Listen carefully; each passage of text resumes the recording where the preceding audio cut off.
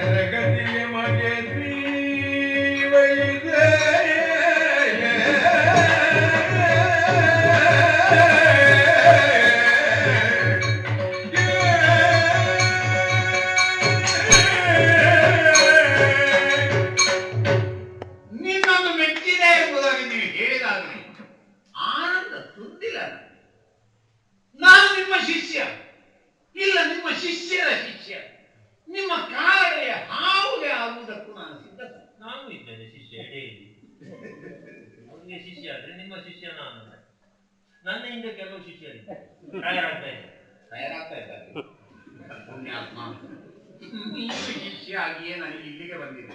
ಇನ್ನು ನಿಮ್ಮ ಶಿಷ್ಯರನ್ನು ನಾನು ಕಟ್ಟಿಕೊಂಡ್ರೆ ಎಲ್ಲಿಗೆ ಹೋಗಬೇಕು ನನಗೆ ಗೊತ್ತಿಲ್ಲ. ಬಾಲ ಉದ್ದ ಉದ್ದ ಉದ್ದ ಉದ್ದ ಹೋಗ್ತಾ ಇರ್ತದೆ. ಅದನ್ನೇ ನಾನು ಕೂಡ ಅವರಲ್ಲಿ ನಿವೇದಿಸಲಿಕ್ಕೆ ಹೊರಟದ್ದು.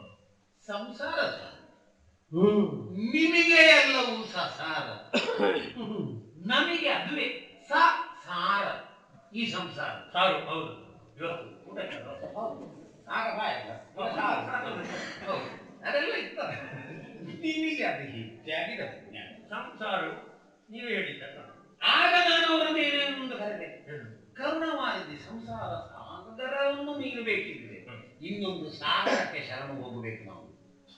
ನೀವು ಕರುಣ ಸಾಗರರು, ನಾವು ಸಂಸಾರವೆಂಬ ಸಾಗರದಲ್ಲಿ ಒಮ್ಮೆ ಮುಳುಗಿದ್ದೇವೆ. ನಾವು ಬರುವಾಗಲೇ ಸಾಗರ ಸಾಗರ ಅಂತ ನೋಡ್ಲಿಲ್ಲ ನೀವು. ಸಾಗರದಿಂದ ಮೆಟ್ಟಿ ಹೋದರೆ ಸಾಗರ ಮುಂದೆ ಹೋಗುದು ಅಲ್ಲೇ ಅದಲ್ಲೋ ಜೀವನವನ್ನು ನಾವು ಸಾಗರ ಅಂತೇವೆ. ಇದರಲ್ಲಿ ಅಲೆಗಳೇ ಹೆಚ್ಚು, ಅದರಲ್ಲಿ ಶಾಂತವಾದಂತ ಶಾಂತ ನೀರು ಕಡಿಮೆ. ಅವರ ಹಾಗಲ್ಲ, ಅವರು ಶಾಂತ ಸಾಗರ, ಅದರಲ್ಲಿ ಅಲೆಗಳಿಲ್ಲ. ಶಾಂತ ಸಾಗರ ಅಂದ್ರೆ ಇವರು, ಶಾಂತ ಸಾಗರ ಅಂದ್ರೆ ಅವರು. ಅಲ್ಲಲ್ಲಿ ಹೇಳ್ತಾ ಉಂಟೀಗ ಶಾಂತಿ ಸಾಗರ ಅಂತ ಇವ್ರೆ. ಹಾಗಲ್ಲೂ ಅವರು ನಿಜವಾಗಿಯೂ ಶಾಂತ ಸಾಗರ ಅಲ್ಲದಿದ್ರೆ ಯಾವಾಗ ನನ್ನ ಶಾಪ ಕೊಟ್ಟು ನಾನು ಭಕ್ತ ಅಂದ್ರೆ ನನ್ನನ್ನು ಅವರು ಒಪ್ಪಿದ ಕಾರಣ ಮತ್ತು ನೀನು ನನ್ನ ಜೊತೆಯಲ್ಲಿದ್ದ ಕಾರಣ ಅವರಿಗೆ ಸಮಸ್ಯೆ ಇರುವುದು. ಶಾಪ ಕೊಡ್ತಿದ್ದೆ, ಶಾಪ ಕೊಡುದಿದ್ರೆ ಇಡೀ ಕೊಡುದು, ಅರ್ಧವೇ ಕೊಡುದು. ಇಡೀ ಕೊಟ್ಟರೆ ನಮ್ಮ ಇಬ್ಬರಿಗೂ ಗೆದ್ದು ಬರ್ತದೆ. ಅವನನ್ನು ದೂರಿ ಪ್ರಯೋಜನವಿಲ್ಲವಪ್ಪ. ಆರ್ಜಿತ ಕರ್ಮದ ಫಲ ಅನುಭವಿಸಿಯೇ ಪೂರ್ತಿ ಸಿಗ್ತದೆ ಅಂತ ಆಯ್ತು.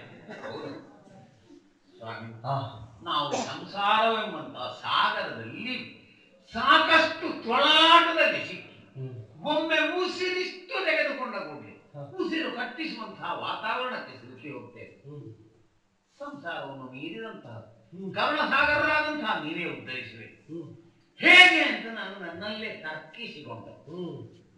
ಎಷ್ಟು ಸಲ ಹೇಳಿದ್ರು ಉಸಿರು ಕಟ್ಟುವಷ್ಟು ತಿನ್ನಬಾರದು ಅಂತ, ನೀವು ಮತ್ತೆ ಪುನಃ ಉಸಿರು ಕಟ್ಟು ತಿನ್ನಬಾರದು. ಹೌದು, ನಿನ್ನಂತವ್ರು ಕಟ್ಟಿ ಕಟ್ಟಿ ತಿನ್ನಿಸಿದ್ರೆ ನಾನು ತಿನ್ನದೆ ಮತ್ತೆ ಅದನ್ನೇ ನಾನು ಹೇಳಿದ್ದು ಸಂಸಾರ ತಾಪತ್ರಯ ಅಂತ ಹೇಳಿ. ಇದು ಇಂತಹ ಸಂಸಾರವನ್ನು ನಾನು ಕಟ್ಟಿಕೊಂಡಿದ್ದೇನೆ. ಇದರಿಂದ ಏನಾದ್ರೂ ಬಿಡುಗಡೆ ಆಗಬೇಕಿದ್ರೆ ತಮ್ಮ ಪಾದೋದಕವನ್ನು ಬಹುದೀರ್ಘಕಾಲ ನಾವು ಹೊಡೆದೆವು ಅಂತಲೇ ಅದರ ನಿಜ.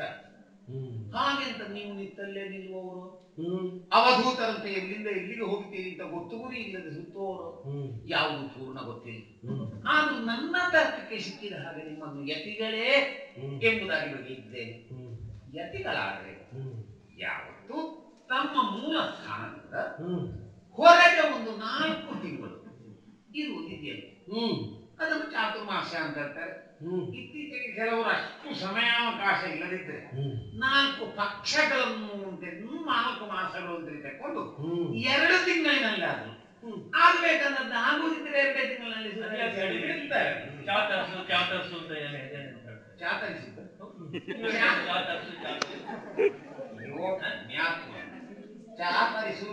ಅಷ್ಟೇ ಮತ್ತೆ ಒಂದು ಮಾಸ ಹೇಳಿಲ್ಲ.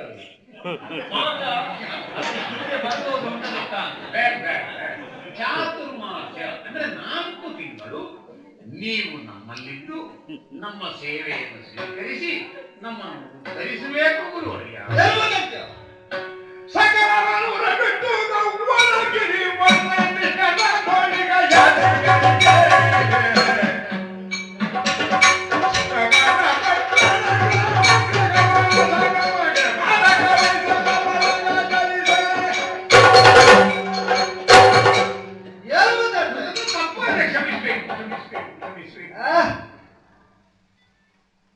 ಅರ್ಥ ಆಗ್ತದೆ ಭಾವ.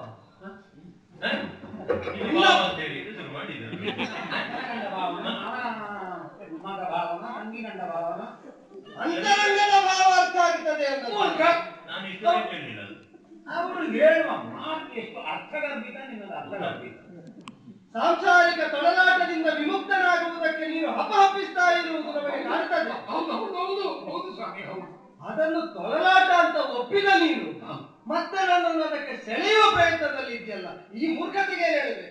ಬಿಸಿ ತುಪ್ಪ ಗಂಟಲಿಗೆ ಬಂದಿದೆ, ಮುಗುಳ್ಲಿಕ್ಕೆ ಆಸೆ ಆಗ್ತದೆ, ನುಂಗ್ಲಿಕ್ಕೆ ಗಂಟಲು ಹುಡುತ್ತದೆ, ಆ ರೀತಿ ಆಗಿದೆ ಸಂಸಾರ. ಅದಕ್ಕೆ ಅದನ್ನು ಇನ್ನೊಬ್ಬರ ಬಾಯಿಗೆ ಎರೆಯುವುದಲ್ವಲ್ಲ. ಇಲ್ಲ ಇಲ್ಲ ಇಲ್ಲ, ನೀವು ಬಿಸಿಯನ್ನು ಮೀರಿದಂತಹ ಬೆಂಕಿ, ತಪ್ಪನ್ನು ಮೀರಿದಂತಹ ಮಂಜುಗಡ್ಡೆ. ಹೊಗಳಿಕೆಗೆ ಒಪ್ಪುವವರು ಇಲ್ಲ ಅಂತಲ್ಲ, ತೆಗಳಿಕೆಗೆ ತಗ್ಗುವವರು ಇಲ್ಲದಿಲ್ಲ. ಆದ್ರೆ ಆ ವರ್ಗದಲ್ಲಿ ನಮ್ಮನ್ನು ಸೇರಿಸುವುದು ಬೇಡ. ನೀನು ಹೇಳ್ತಿ ಬೇರೆ ವರ್ಗ ಆಗ್ಬೇಕಂತೆ, ಅವರು ಮೀರಿದವರು, ನಿಮ್ಮ ಮಾಡಿದ ಪಾದ ಪ್ರಕ್ಷಾಳನೆಯನ್ನು ಮಾಡಿ ತೀರ್ಥೋದಕವನ್ನು ಸೇವಿಸಬೇಕು ಅನ್ನುತ್ತೀರಿ. ಹೌದು, ನಿಮ್ಮ ಗೃಹಸ್ಥರ ಹಣೆ ಬರಹವೇ ಇದು ಅಂತ ಹಣೆ ಬರಕ್ಕೆ ಹೆಸರು ಬೇರೆ ಬೇರೆ. ಸಂಸಾರಕ್ಕೆ ಸೇರಿಲಿಕ್ಕಿರುವವನು ಗೃಹಸ್ಥನಾಗುವುದಕ್ಕೆ ಸಿದ್ಧನಾದ ವರನಿಗೂ ವರೋಪಚಾರದಲ್ಲಿ ಪಾದ ಪ್ರಕ್ಷಾಳನೆ ಮಾಡ್ತೀರಿ. ಹೌದೌದು, ಅಲ್ಲೋ ಅಳಿಯ ದೇವರು ಅಂತ ಹೇಳುವುದು. ಸಂಸಾರ ಬಿಟ್ಟ ಸನ್ಯಾಸಿಗೂ ಪಾದ ಪ್ರಕ್ಷಾಳನೆ ಮಾಡ್ತೀರಿ. ಕ್ರಮ ಕ್ರಮ. ಅವ ಮದುವೆ ದಿವಸ 1 ದಿವಸ ಮಾತ್ರ ದೇವರು, ಮತ್ತೆ ನೀವು ಯಾವತ್ತೂ ದೇವರು.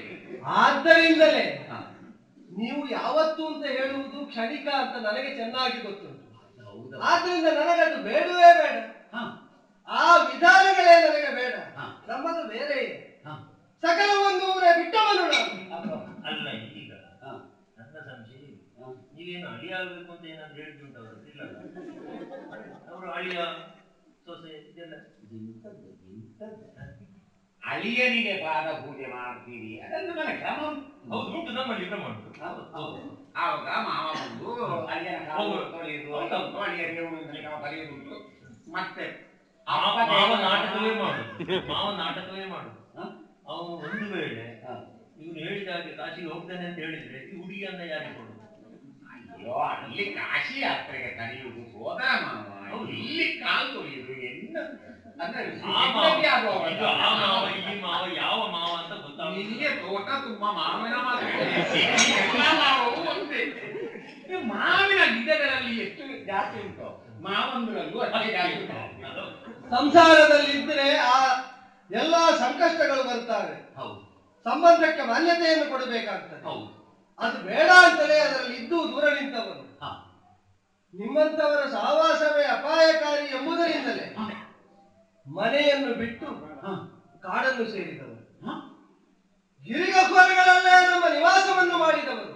ಒಂದು ಅರ್ಥದಲ್ಲಿ ಆ ಅನಿಕೇತನವನ್ನು ಆರಾಧಿಸ್ತಾ ಆರಾಧಿಸ್ತಾ ತಾತ್ಕಾಲಿಕವಾಗಿ ನಾವು ಅನಿಕೇತನರೇ ಆಗಿದ್ದೇವೆ. ಅವರು ಚೇತನ ಸ್ವರೂಪಿಗಳು. ಅವರ ಚೇತನವನ್ನು ಅನಿಕೇತನ ಮಾಡಬೇಕು. ಮೇಲೆ ಆಡಿಸುದ ಅದಕ್ಕೆ ಮನೆಯೇ ಬೇಡ, ಅದುವೇ ಮನೆ, ಅದುವೇ ಮನೆಯೊಳಗಿನದು, ಅದುವೇ ಮನೆಯ ಬಾಗಿಲು. ಎಲ್ಲ ಹೋಗ್ಲಿ. ಅದು ಅವಳು ಅವನು ಇದು ಯಾವುದು ಮನುಷ್ಯರಲ್ಲಿ ಅಲ್ವ ನಾವು. ಈಗ ನಮಗೆಲ್ಲ ಸಂಬಂಧಪಟ್ಟ ದೇಹಕ್ಕೆ ಗಂಡು ಹೆಣ್ಣು ಅಥವಾ ಪ್ರಾಣಿ ವರ್ಗ ಆದ್ರೆ ಅದರಲ್ಲೂ ಗಂಡು ಹೆಣ್ಣು ಉಂಟು. ಅದು ಮರ ಗಿಡ ಎಲ್ಲ ಅದು ಪ್ರತಿಯೊಂದು ಸುತ್ತ ಚೇತನ ಉಂಟದು. ಅದು ಗಂಡು ಅಲ್ಲ ಹೆಣ್ಣು ಅಲ್ಲ, ಅದು ನಾವು ಸಂಕಲ್ಪಿಸುವ ಅವರ ಸಂಕಲ್ಪ. ಸನ್ಯಾಸವನ್ನು ಸ್ವೀಕರಿಸಿದ ಮೇಲೂ ಮಠ ಮಂದಿರಗಳ ಹಂಗನ್ನು ಬಿಡದವರಿಗೆ ಚಾತುರ್ಮಾಸ್ಯ ವಿಹಿತವಾದದ್ದು. ನಾವು ಇರುವುದೇ ಅದರ ಜೊತೆಯಲ್ಲಿ ಲೀನವಾಗಿ ಆನಂದಾನುಭೂತಿಯನ್ನು ಹೊಂದುವುದಕ್ಕೆ.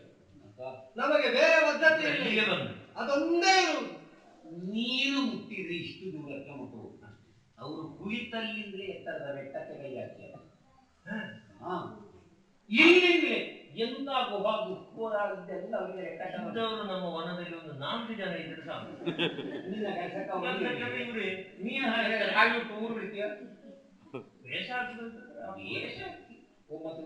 ಕೆಲ ದಿನಗಳ ಹೆಚ್ಚಿದ್ದರೆ ಕುಳಿತಲ್ಲೇ ಸಂಸಾರವಾಗುತ್ತದೆ ಎಂಬ ಭೀತಿಯಿಂದ ಪರ್ಯಟನೆಯನ್ನು ಮಾಡ್ತಾ ಮುಂದುವರಿದು ಬಂದವನು ಬಂದು ಕುಳಿತಲ್ಲೇ ನನಗೆ ಸಂಸಾರ ಮಾಡಿಸುವ ಯೋಚನೆ ನಿನ್ನದು.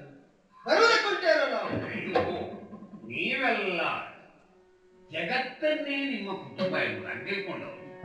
ಪುರಹಿತವನ್ನು ಎಂಬ ಪುರಹಿತವನ್ನು ಮಾಡಿ ಪರಗಿರಿತವನು ಮಾಪ ಪುರುಷ ಗಿರಿಗೂಗೆ ಒನಗಳಿದ್ದೇನೋ ಗ್ರಾಮ ಗ್ರಹದೊಳಗಿರಲು ಪತ್ರ ಬರಿಗೆ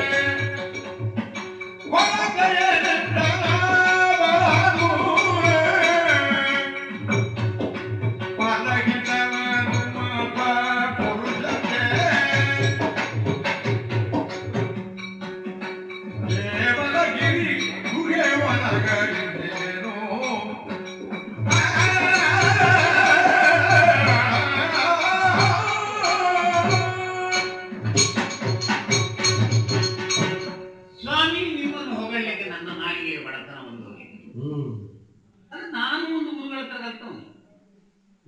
ಆದ್ರೆ ಅದೆಲ್ಲ ಎಂತದ್ದು? ನಿಮ್ಮದು ಆ ಗುರುವಿನ ಗುರುವಿನ ಗುರುವಿನ ಗುರುವಿನ ಸ್ಥಾನ. ನಿಮ್ಮ ಗುರು ಗೋಳೆ ನೀವು ಗುರುಗಳ ಹತ್ರ ಕಲ್ತದ್ದು. ಸಂದೀಪನಿಯವರು ಕಲಿಸಿದ್ದ. ಆಗ ಅವರು ಸರಳ ಭಾಷೆಯಲ್ಲಿ ಹೇಳ್ತಾರೆ. ಇದೆಲ್ಲ ಬಹಳ ದೊಡ್ಡದಿದು, ವಿಷಯವೇ ದೊಡ್ಡದು. ನನಗೆ ಪೂರ್ತಿ ಅರ್ಥ ಆಗಿದೆ. ನನಗೆ ಮತ್ತೆ ಕೈ ಮುಗಿಯುವುದೊಂದೇ ಕೆಲಸ. ಈಗ ನಿಮ್ಮನ್ನೇ ನಾನೀಗ ಗುರು ಅಂತ ಒಪ್ಪಿಕೊಂಡಿದ್ದೆ. ಶಿಷ್ಯ ಗುರುಗಳನ್ನು ಪ್ರಶ್ನಿಸಬಾರದು. ಆದರೆ ಮನಸ್ಸಿನಲ್ಲೇನಾದ್ರೂ ಸಂಶಯ ಬಂದರೆ ಗುರುಗಳ ಹತ್ರ ಅದಕ್ಕೆ ಜಿಜ್ಞಾಸ ಪರಿಪ್ರಶ್ನೆಯಿಂದಲೇ ಸೇವಿಸುವುದು ಎಂಬುದು ವೇದಾದಿಗಳ ಆದೇಶ. ಹೌದೌದು. ಈಗ ನಿಮ್ಮ ಮಾತನ್ನೇ ನಾನು ನಿಮಗೆ ತಿರುಗಿಸಿರುತ್ತೇನೆ ಅಂತ ನೀವು ಗ್ರಹಿಸಬಾರದು. ಶಿಷ್ಯನ ಮೇಲೆ ಸ್ವಲ್ಪ ಅನುದಾನ ಕೇಳೋಣ, ಹೇಳು.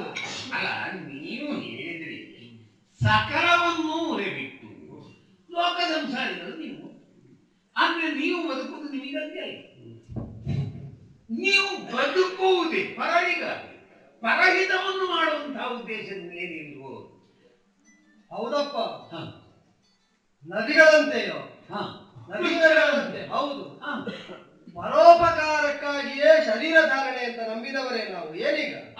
ಹೌದು. ಹಾಗಿದ್ದ ಮೇಲೆ ನಿಮಗಾಗಿ ನಿಮಗೆ ಕಾಡಾದ್ರೇನು ನಾಡಾದ್ರೇನು ಅಂದರೆ ಅಲ್ಲ, ನಿಮಗೆ ಲಕ್ಷ್ಯ ಉಂಟು ಅದರ ಮೇಲೆ.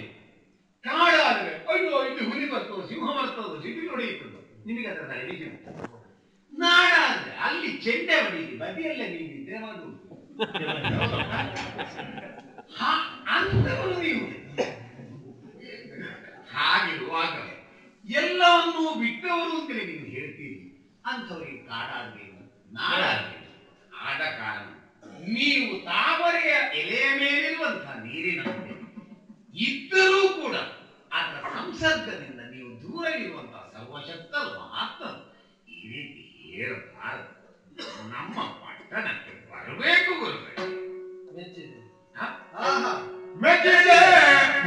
ನಿನ್ನಯ ಭಕ್ತಿ ಭಾವಕ್ಕೆ ನಾನು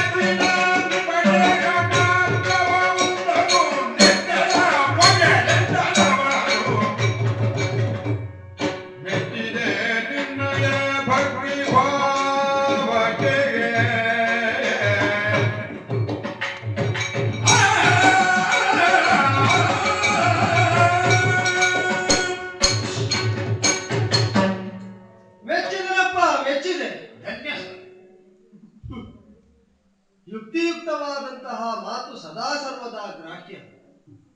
ಹೇಳಿದವ ಹುಡುಗನಿರ್ಲಿ ಒಂದು ಗಿಳಿ ಇರಲಿ, ನೀನು ಆಡಿದಂತಹ ಮಾತು ಶಾಸ್ತ್ರಸಮ್ಮತವೂ ಹೌದು, ಯುಕ್ತಿಯುಕ್ತವೂ ಹೌದು. ಆದ್ದರಿಂದಲೇ ಮೆಚ್ಚಿದ. ಕೆಲವೊಮ್ಮೆ ಎಂತಹ ಪ್ರಾಜ್ಞರು ಎಡವುದು ಉಂಟು. ಹೌದು, ಯೋಗಾರೂಢರಾಗಿ ಯೌಗಿಕ ಸ್ಥಿತಿಯಲ್ಲಿ ಔನ್ನತ್ಯವನ್ನು ಹೇರುವ ಸಂದರ್ಭದಲ್ಲಿ ನನ್ನೊಳಗೆ ಉಳಿದ ಕೆಲವು ದೋಷಗಳನ್ನು ನಿನ್ನೊಳಗಿರುವ ನನ್ನ ಭಗವಂತ ಮೆಚ್ಚಿ ನಿನ್ನ ಮಾತಿನ ಮೂಲಕ ತಿದ್ದುತ್ತಾ ಇದ್ದಾನೆ ಅಂತ ಸರಿಯಾಗ್ತೀರಿ. ನೀನಾಡಿದ್ದಲ್ಲವಪ್ಪ, ನೀನಾಡಿದ್ದಲ್ಲ ಇದು, ನಿನ್ನೊಳಗಿರುವ ನನ್ನ ದೇವರ. ಅವರಿಗೂ ಗೊತ್ತಾಯ್ತು ನೋಡಿ ನಿಮ್ಮೊಳಗೆ ಏನೋ ಉಂಟು. ಅದ್ವೈತದ ಕ್ರಿಯಾವಸ್ಥೆ. ಆದ್ದರಿಂದಲೇ ಅದನ್ನು ದೈವದಾಜ್ಞೆ ಅಂತ ಭಾವಿಸಿ ಸ್ವೀಕರಿಸ್ತೇನೆ, ಬರ್ತೇನೆ. ನನ್ನದ್ದು ಪರರದ್ದು ಅಂತ ಇದ್ದವರಿಗೆ ನೀನು ಹೇಳಿದ ಹಾಗೆ ಎಲ್ಲ ನಿಬಂಧನೆಗಳು ಬೇಕಾದದ್ದು. ಹೌದು, ಶರೀರ ಇರುವಷ್ಟು ಸಮಯ, ಈ ಸ್ವರೂಪ ಇರುವಷ್ಟು ಸಮಯ ನೀನು ಹೇಳಿದ ಹಾಗೆ ಪರೋಪಕಾರಾರ್ಥವಾಗಿ ಬದುಕಿ ಬಿಡೋಣ. ಏನಂತೆ ಅದರಲ್ಲಿ? ನೀವು ನಮ್ಮವರು ಅಂತ ನಾನು ಒಪ್ಪಿದ್ದೇನೆ, ನನ್ನದೆಲ್ಲ ನಿಮ್ಮದೇ. ಮತ್ತೆ ಹೆಚ್ಚು ಮಾತಿಗೆ ಅವಕಾಶ ಇಲ್ಲ. ನನ್ನದು ಸ್ವಲ್ಪ ಇದ್ವು, ಅದು ಎಲ್ಲ ಕೊಟ್ಟರೆ ನನಗೆ ಮತ್ತೆ ಹಿಂದೆ ಬರ್ತದೆ. ಸ್ವಲ್ಪ ಕೊಡ್ತೇನೆ. ಮಾತಿಗೆ ಅಮಿತ ಸಾಧ್ಯತೆಗಳುಂಟು ಅಂತ ಭ್ರಮಿಸಿದವರು ವಾಚಾಳಿಗಳಾಗ್ತಾರೆ. ಮಾತಿಗೊಂದು ಮಿತಿ ಉಂಟು ಅಂತ ಅರಿತವರು ಒಳ್ಳೆ ಮಾತು ಬಂದಾಗ ಮೌನವನ್ನು ಆಶ್ರಯಿಸ್ತಾರೆ. ಮಾತಾಡಿದಷ್ಟು ನಾವು ಬೆತ್ತಲಾಗುತ್ತೇವೆ ಎಂಬ ಪ್ರಜ್ಞೆ ಇರಬೇಕು. ಹೌದು, ಆದ್ದರಿಂದಲೇ ನಿನ್ನ ಮಾತನ್ನು ಅಂಗೀಕರಿಸಿ ಬರ್ತೇವೆ. ಆದರೊಂದು, ನೀನು ನೆಚ್ಚಿದಂತಹ ನೃಪಗೇಹ ಉಂಟಲ್ಲ, ಅರಮನೆ, ಆ ರಾಜಾತಿಥ್ಯಗಳು ನಾವು ಬರ್ತಾ ಇರುವುದು ಅನುಭವಿಸುವುದಕ್ಕಲ್ಲ, ಅನುಭವವನ್ನು ಪರರಿಗೆ ಕೊಡುವುದಕ್ಕೆ, ಅನುಗ್ರಹಿಸುವುದು. ಆದ್ದರಿಂದಲೇ ನಿಮಗೆ ಸಲ್ಲುವುದು ನಮಗೆ ಸಲ್ಲುವುದಿಲ್ಲ.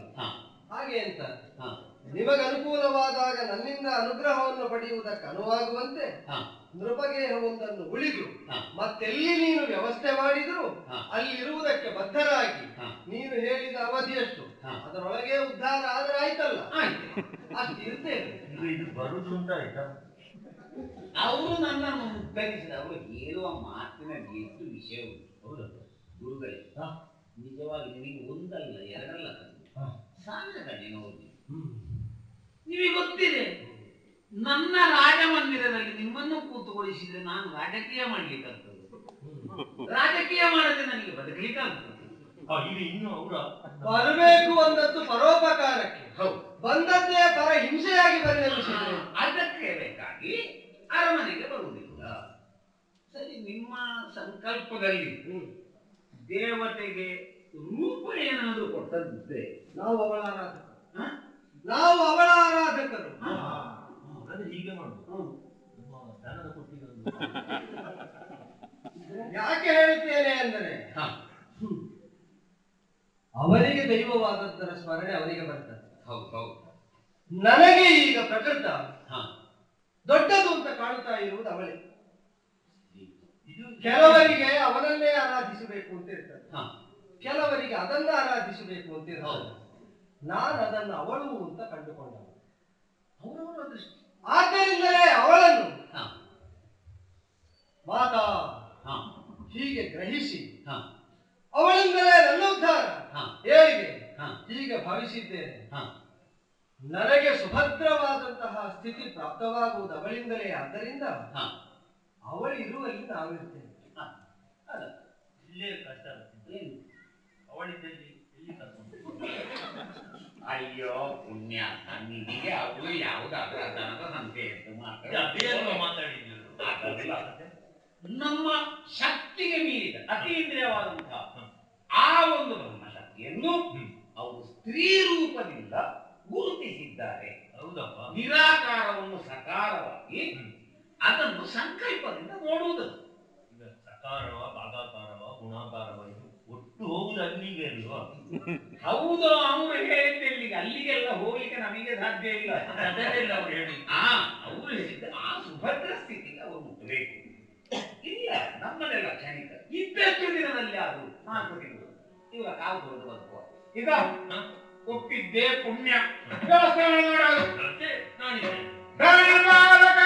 ಸಿಂಧುಗಳ ಮಂತ್ರದ ಗುರುಗಳೇ ಬಗೆದು ಪಾತ್ರನನ್ನು ರಾಜಮಂದಿರದೆಡೆಗೆ ಕರೆತಂದು ಬಳಿಕಲ್ಲಿ ಶೋಭಿಸುವ ಪ್ರಮದಾವನಾಂತರದೋಳು ಮೆರಮಕಾರಿಯ ಗುಡಿಯ ವರ ಸಮೀಪದೊಳಂದು ಮೆರಮಕಾರಿಯ ಗುಡಿಯ ವರ ಸಮೀಪದೊಳೊಂದು ನೆರೆ ಶೋಭಿಸುತ್ತಿರುವ ವರ ವೃಕ್ಷದ ಮೂಲದ ಮೆರವ ಮಣಿಕಚಿತ ವೇದಿಕೆಯ ವಿರಚಿಸಿ ನರನ ಪೀಠದಿ ಕುಳ್ಳಿರಿಸಿ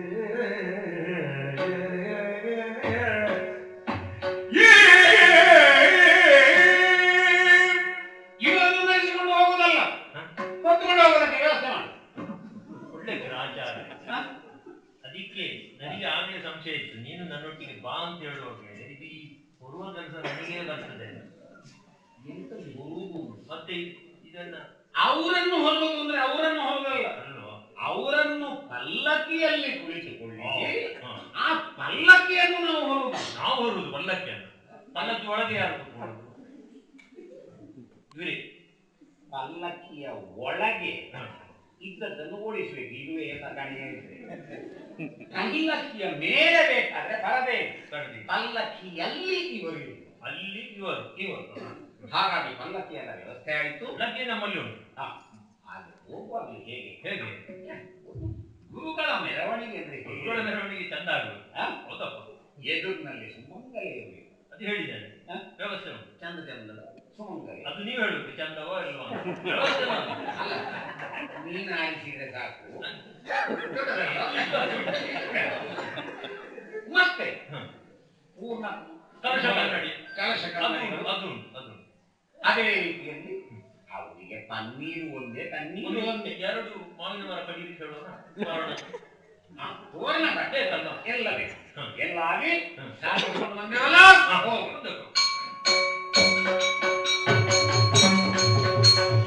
ಸ್ವಾಮಿ, ಇದು ನಮ್ಮ ಪಟ್ಟಣಕ್ಕೆ ಹೊಂದಿಕೊಂಡೇ ಇರುವಂತಹ ಪ್ರಮದಾವನ. ಅವಳಿಗೆ ಮಹಾಪ್ರಮದೆ ಅಂತ ಹೆಸರುಂಟು. ಹೌದು, ಅವಳು ಇಲ್ಲೇ ಇದ್ದಾರೆ ನೋಡಿ, ಇಲ್ಲಿ ಪಕ್ಕದಲ್ಲೇ ಶಾಲಿ ಗುಡಿ. ಕಾಳಿ ಗುಡಿ.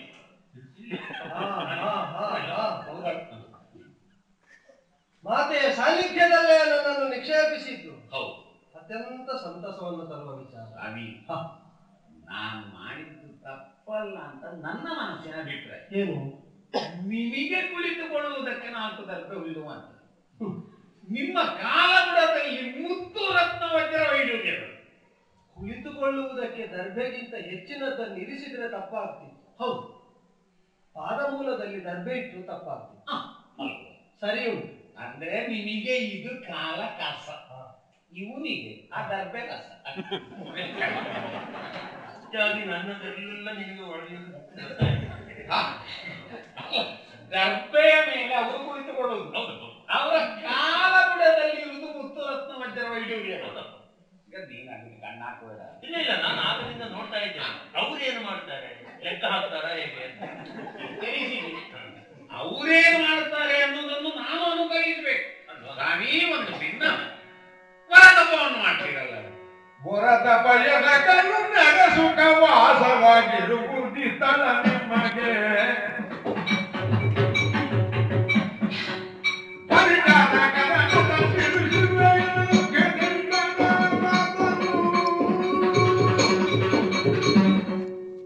ನಮ್ಮಳೆಲ್ಲ ಯಥಾಶಕ್ತಿ ಯಥಾಸಾಧ್ಯ. ಯಾಕಂದ್ರೆ ನಿಮ್ಮಂತಹ ಮಹಾತ್ಮರಲ್ಲ ನಾವು. ಹಾಗಾಗಿ ನಿಮಗೆ ತಪಸ್ಸು ಮಾಡುವುದಿದ್ರೂ ಕೂಡ ನಿಮ್ಮ ದೇವಿ ಕ್ಷಿಪ್ರದಲ್ಲಿ ನಿಮಗೆ ಒಲಿಯುವುದಕ್ಕೆ ಇದು ಸೂಕ್ತವಾದಂತಹ ಜಾಗ ಅಂತ ನಾನು ತಿಳ್ಕೊಂಡಿದ್ದೇನೆ. ನನಗಿರುವುದು ಒಂದೇ ಆತಂಕ, ನನ್ನ ಮತ್ತು ಅವಳ ಮಧ್ಯೆ ಇಲ್ಲಿ ಉಳಿದವರು ಅಂತರಾಯವನ್ನು ತಂದಾರೋ ಅಂತ, ತೊಡಕನ್ನು ಉಂಟು ಮಾಡಿಯಾರೋ ಅಂತ. ನಾನಿನ್ನು ಹೋಗುವುದು. ನಾನೀಗ ಒಂದು ಹಣ್ಣುಕಾಯಿ ಇವರ ಎದುರು ಇಡುದು. ಖಂಡಿತ ಹಣ್ಣುಕಾಯಿ ಅಂದ್ರೆ ಹಣ್ಣು ಕಾಯಿ ಒಡೆದು ಅವರು ತಿನ್ಲಿಕ್ಕಿಲ್ಲ, ಅದನ್ನ ತಗೊಂಡೋದು. ಅದು ಹಣ್ಣುಕಾಯಿ ನಮ್ಮ ಬಂಡ. ಪ್ರಸಾದ ಬಂದ್ರೆ ಮತ್ತೆ ನೋಡಿಕೊಳ್ಳು. ಸ್ವಾಮಿ, ಹಣ್ಣು ಕಾಯಿ ಇಟ್ಟವನಿಗೊಂದು ಆಶೀರ್ವಾದ ಹೇಳಿಬಿಡ್ತೇನೆ. ಕಾಯಿಯಾಗಿದ್ದಾನೆ, ಬೇಗ ಹಣ್ಣಾಗುವ ಯೋಗ ಬರಲಿ. ತೆಂಗಿನಕಾಯಿ ಅದಕ್ಕೆ ಅವರು ಹೇಳಿದ್ರು, ಸಣ್ಣದಿದ್ರು ಸಣ್ಣದೇ, ಎಷ್ಟಾದ್ರೂ ಕಾಯಿ ಕಾಯಿ ಹಣ್ಣಾಗುವುದಿಲ್ಲ. ಇದು ನನಗೆ ಒಂದು ರೀತಿಯಲ್ಲಿ ಯೋಗ. ಧನ್ಯೋಸ್ಮಿ.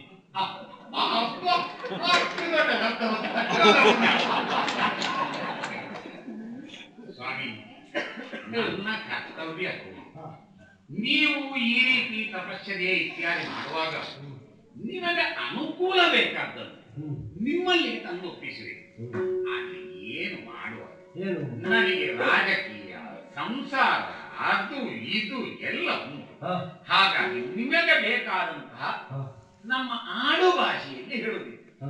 ಚಾಕರಿ ಕೆಲಸಕ್ಕೆ ಯಾರನ್ನು ನಿಲ್ಲಿಸಬೇಕು ಅಂತ ಅರ್ಪಣೆ. ಚಿಂತಿಸಬೇಡ, ನಾವೇ ಸೂಚಿಸ್ತೇವೆ ಸಮಸ್ಯೆಗೆ ಪರಿಹಾರ. ನಿನಗತಿ ಪ್ರಿಯರಾಗಿ ಮನದಿಸೆಯೋ ವೃತ್ತಿಯನ್ನು ಬಯಸುವರ ಕಂಡು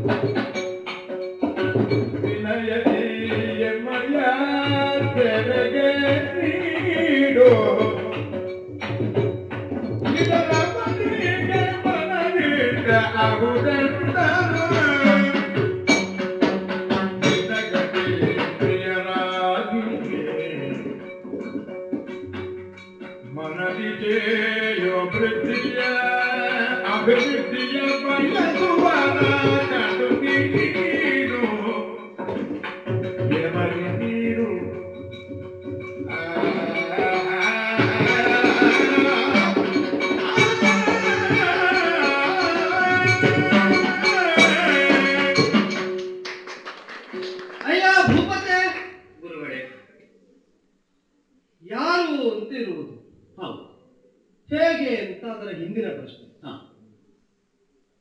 ನಿನಗೊಂದು ಸೂತ್ರವಾಕ್ಯವನ್ನು ಆಡುತ್ತೇನೆ, ಹೇಳಿ ಪರಾಕಿ.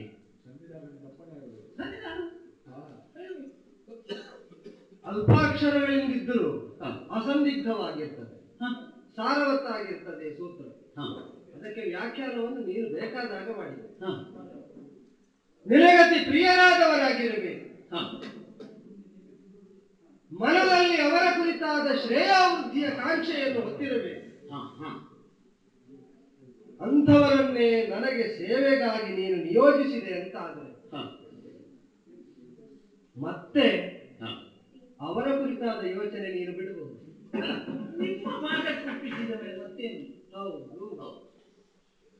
ಅಂಥವರು ಯಾರಿದ್ದಾರೆ? ಕಲ್ಯಾಣೇಚ್ಛುಗಳಾಗಿರುವವರು.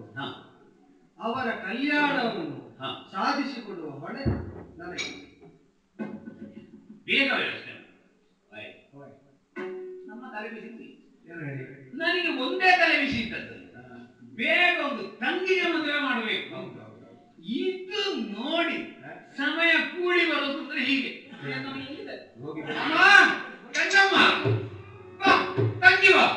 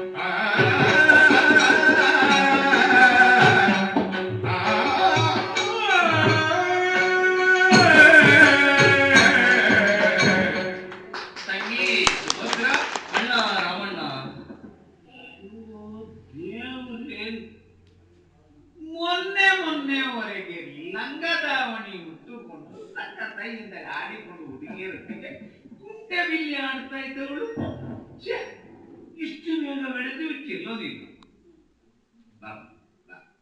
ನನಗೂ ನಿನ್ನನ್ನು ಕಾಣಬೇಕು, ನಿನ್ನನ್ನು ಮಾತನಾಡಿಸಬೇಕು. ನಿನ್ನ ಏನು ಮಾಡಬೇಕು ಹಾಳ್ದಾಗ ಅಣ್ಣ, ಅಪ್ಪ ಅಮ್ಮನ ಜೊತೆಯಲ್ಲೇ ಇದ್ದವಳು ನಾನು. ಹೌದು, ಸಾಮಾನ್ಯವಾಗಿ ನಮ್ಮ ಅಣ್ಣನಿಗೆ ಮನಸ್ಸಿಗೆ ತುಂಬಾ ಸಂತೋಷ ಆದಾಗ ಅಮ್ಮ ಅಂತ ನನ್ನನ್ನು ಕರೆಯುವುದು. ಇಲ್ಲದೆ ಇದ್ರೆ ತಂಗಿ ಸುಭದ್ರೆ ಅಂತಲೇ ಕರೆಯುವುದು. ಹೌದು, ಮನಸ್ಸಿಗೆ ಆನಂದಾತಿರೇಕ ಉಂಟಾದಾಗ ಮಾತ್ರ ನನ್ನನ್ನು ಅಮ್ಮ ತಂಗಿ ಅಂತ ಕರೆಯುವುದು. ಇವತ್ತು ನನಗೆ ಸಂತೋಷ ಆಗ್ತದೆ. ನನಗೆ ಗೊತ್ತಾಯ್ತಣ್ಣ, ನಾನು ಈಚೆಂದ ಬರ್ತಾ ಇದ್ದೇನೆ, ನೀನು ಹಿಂದೆ ನೋಡಿ ಬಾ ಬಾ ಬಾ ಅಂತ ಕರೀತಾ ಇದ್ದೆ. ಹೌದೇ? ಅಂದ್ರೆ ಎಲ್ಲಾ ಕಡೆಯಲ್ಲೂ ನಿನಗೆ ನಾನೇ ಕಾಣ್ತೇನೆ ಅಂತ ಆಯ್ತಲ್ಲ. ಹೌದೇ, ನೀನು ಬರುವಾಗಲೇ ನಾನು ನೋಡುತ್ತೆ ನಿನಗೆ ಜಡೆಯೇ ಇರುವಂತಹ ರೀತಿಯಲ್ಲಿ ఉంది. ಎಲ್ಲ ದುಂಬಿಗಳು ಸಾಗಿ ಸುರುಟಿ ನೇಗ್ತಾ ಇರುವಂತ ಹಗ್ಗದ ಅಂತ ಅಂತ ಇಷ್ಟ ಜಡಿ ಯಾವಾಗ ಬೆಳೆದು ನನಗೆ ಗೊತ್ತಾಯ್ತಣ್ಣ. ಒಮ್ಮೆ ನನ್ನನ್ನು ನೋಡುವಾಗ ಅಯ್ಯೋ ಅಂತ ಹೇಳ್ತೀನಿ, ಮತ್ತೊಮ್ಮೆ ನಾನು ನೋಡುವಾಗ ಛೇ ಅಂತ ಹೇಳ್ತೀನಿ, ಮತ್ತೊಮ್ಮೆ ನಾನು ನೋಡುವಾಗ ಏನು ಅಂತ ಹೇಳ್ತೀನಿ. ಹೌದಾ, ಇದೆಲ್ಲ ಛೇ ಅಯ್ಯೋ ಅಂತ ಹೇಳೋದು ಸಂತೋಷದಿಂದ ಅಂತ ಅರ್ಥ ಆಗ್ತದೆ ನನಗೆ. ಅಯ್ಯೋ ಅಂತ ನಾನು ಎಂದು ನೀನು ಇಷ್ಟು ದೊಡ್ಡವಳಾಗಿಯಲ್ಲ ಎಂಬ ಇದಕ್ಕೆ ಅರ್ಥ ಆಯ್ತಣ್ಣ. ಛೇ ಅಂತ ನಾನು ಎದೆ ಬಡ್ಕೊಳ್ಳೋದು ಬೇಗ ತಂಗಿಯನ್ನು ಮದುವೆ ಮಾಡಿ ಕಳಿಸಿಕೊಡ್ಬೇಕಲ್ಲ ಅಂತ ಅದಕ್ಕೆ ನಾನು ಹಾಗೆ. ಈಗ ನೀನು ದೊಡ್ಡವಳಾಗಿದ್ದಿ, ನಿನಗೆ ಬುದ್ಧಿ ಬೆಳೆದಿದೆ, ಇನ್ನು ನಿನ್ನ ಒಂದು 4 ಹುಡುಗಿಯರ ಜೊತೆಯಲ್ಲಿ ಆಟ ಆಡೋದಲ್ಲ, ನಾಳೆ ನಿನ್ನ ಭವಿಷ್ಯ ಒಳ್ಳೆಯದಾಗಬೇಕು. ಇದೇ ರೀತಿ ನಾನು ಯೋಚಿಸ್ತಾ ಇದ್ದೇನೆ.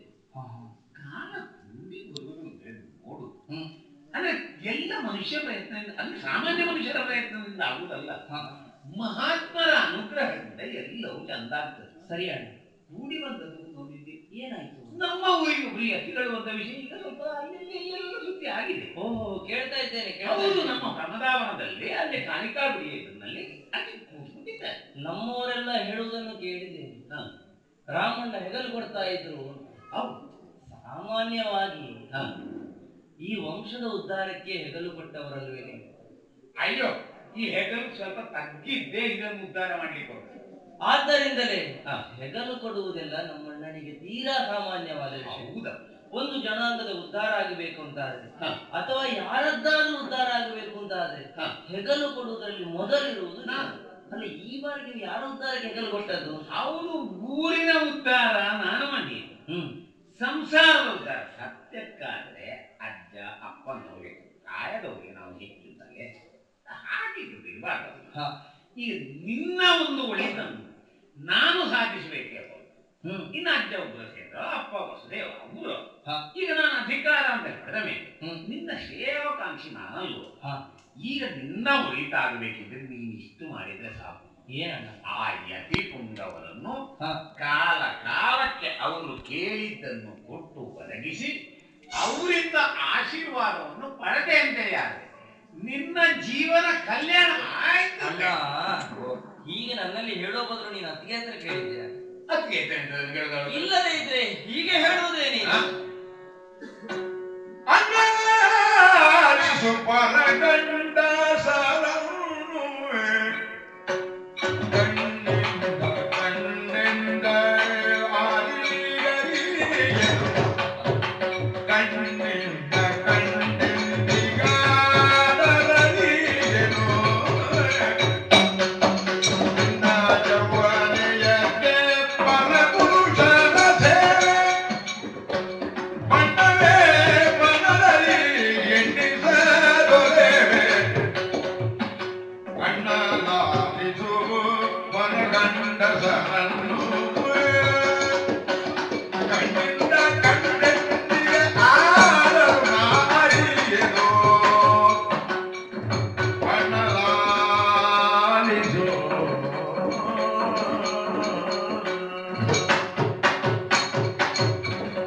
ಅಣ್ಣ, ಏನಮ್ಮ? ಯಾವಾಗಲೂ ನೀನು ಹೇಳುತ್ತಾ ಇದ್ದವಳನ್ನು ಕೇಳುತ್ತಾ ಇದ್ದವಳು ನಾನು. ಹೌದು, ನಾನೇ ಲಾಲಿಸ್ತಾ ಇದ್ದವಳು. ಹೌದಾ? ನನ್ನಲ್ಲೊಂದು ಪ್ರಾರ್ಥನೆ ಉಂಟಣ್ಣ, ಇವತ್ತು ನೀನು ಲಾಲಿಸಬೇಕು ನಾನು ಹೇಳುವುದನ್ನು. ನಿನ್ನ ಮಾತು ಅಂದ್ರೆ ಗಿಣಿಯ ಮಾತು ಹೇಳೆ.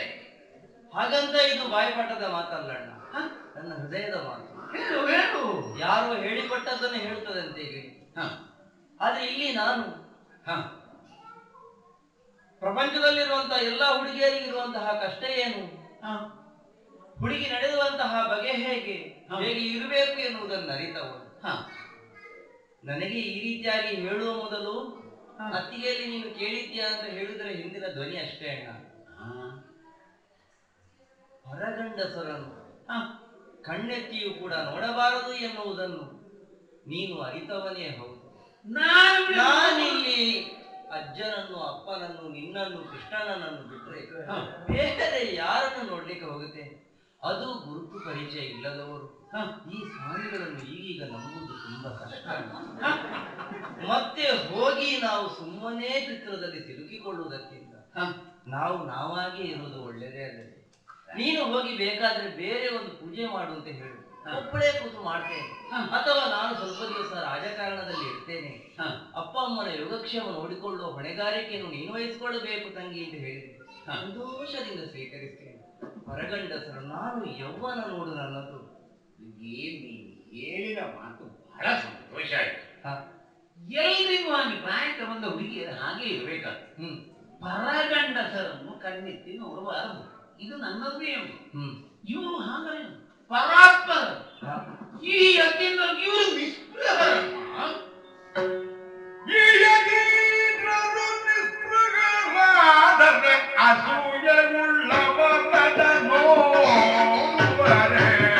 ಅಲ್ಲವೇ ಅಣ್ಣ?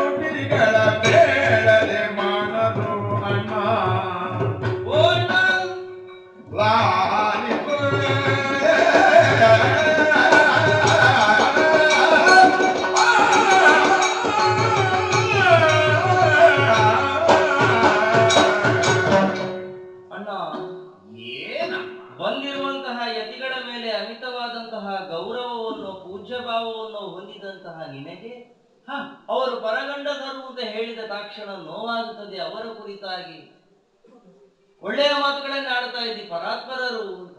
ಅವ್ರಿಗೆ ಯಾವುದರ ಗೊಡವೆಯಲ್ಲೂ ಇಲ್ಲ, ಅವರಿಗೆ ಬೇಕಾಗಿಲ್ಲ, ನಮಗೆ ಬೇಕಾಗಿದೆ. ಈಗ ಯಾವುದರ ಗೊಡವೆ ಇಲ್ಲದವರಿಂದಲೇ ತುಂಬಾ ಅಪಾಯ. ಅವರಿಗೆ ಅವರ ಹತ್ತಿರ ಇರುವವರ ಮೇಲೆ ಗೊಡವೆ ಇರುವುದಿಲ್ಲ. ಈಗ ನಮ್ಮ ಹತ್ತಿರ ಇರುವವರ ಮೇಲೆ ಅವರ ಜತನವನ್ನು ನೋಡಿಕೊಳ್ಬೇಕಾಗ್ತದೆ ನಾವು. ಅದೇ ಎಚ್ಚರಿಕೆಯಲ್ಲಿ ಇರುವವರಿಗೆ ಅವರ ಜಾಗಕ್ಕೆಲ್ಲಾದ್ರೂ ನಾವಿರ್ತೇವೆ. ಅವರ ಹತ್ತಿರದಲ್ಲಿರುವವರ ಮೇಲೆ ಲಕ್ಷ್ಯವೇ ಇಲ್ಲ, ಅವರು ಅವರಷ್ಟಕ್ಕೆ ಇರ್ತಾರಂತಾದ್ರೆ ನಮಗೆ ಅಪಾಯ ಹೆಚ್ಚಿನದ್ದಲ್ವ? ಯಾರಿಂದ ಅಪಾಯ?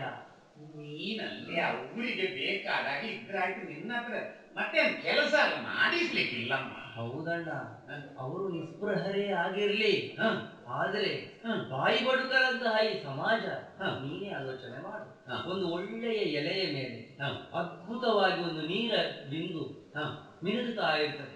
ಅದನ್ನು ನೋಡಿದ್ರೆ ಎಷ್ಟು ಚಂದ ಕಾಣುತ್ತದೆ. ಹೌದಾ? ನೋಡ್ತಾನೆ ಒಬ್ರು ನೋಡ್ತಾನೆ, ಇನ್ನೊಬ್ರು ನೋಡ್ತಾನೆ, ಸುಮ್ಮನೆ ಎಲೆಗೆ ಬೆಳಿತಾನೆ, ನೀರು ಕೆಳಗೆ ಬೆಳಿತಾನೆ. ಅಂತಹ ಸಮಾಜ ಇರುವುದು. ಮತ್ತೊಂದು ಉಂಟಣ್ಣ, ಈಗ ಬಣ್ಣಗಳಿಗೆ ಶ್ರೇಷ್ಠ ಉದಾಹರಣೆಯಾಗಿ ನಮ್ಮ ನಿಮ್ಮ ನಡುವೆ ಇರುವುದು ಕಾಮನಬಿಲ್ಲಣ್ಣ. ಅದನ್ನು ನೋಡಿದ ಒಬ್ಬ ಹೇಳ್ತಾನೆ, ಈ ಕೆಂಪು ಇವತ್ತು ಹೆಚ್ಚಿಗಿರಬೇಕು, ಎಲ್ಲ ಒಳ್ಳೇದುಂಟು, ಇವತ್ತು ಹಳದಿ ಹೆಚ್ಚಿಗಿರಬೇಕು.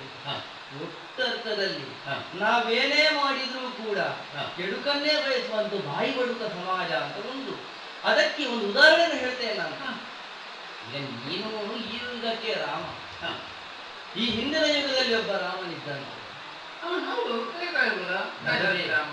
ಸತ್ಯವನ್ನೇ ಜೀವನದ ಪಥವನ್ನಾಗಿರಿಸಿಕೊಂಡು ಜೀವನವನ್ನು ನಡೆಸಿದಂತಹ ಅದ್ಭುತ ಮಾನವತಾವಾದಿಯಾದ ಅಂತಹ ಅವನಿಗೂ ಕೂಡ ಸಮಾಜ ಏನು ಹೇಳಿತು, ಹೆಂಡತಿ ಬಿಟ್ಟು ನಾಳೆ ಹೀಗಾಯಿತು, ರಾಮ ಹೀಗೆ ಮಾಡಬಾರ್ದಿತ್ತು. ಸತ್ಯವನ್ನೇ ಲಕ್ಷ್ಯವನ್ನಾಗಿರಿಸಿಕೊಂಡ ರಾಮನಿಗೆ ಅಪವಾದ ತಪ್ಪಲಿಲ್ಲ. ಈ ಯುಗ ಯುಗದ ರಾಮನಿಗೆಲ್ಲ ಅಪವಾದ ಯಾಕೆ ಬರಬೇಕು? ಬಾಯಿ ಬಡುಕರಿಂದ ಸುಮ್ಮನೆ ಅಣ್ಣ ನಿನಗೆ ಯಾಕೆ ಹೆಸರು? ತಂಗಿ ನಾನಿಲ್ಲ ಹೀಗೆ ಹೇಳಿದ್ರೆ ನೀನು ಹೀಗೆ ಪೇಳುವರೆ ತಂಗಿ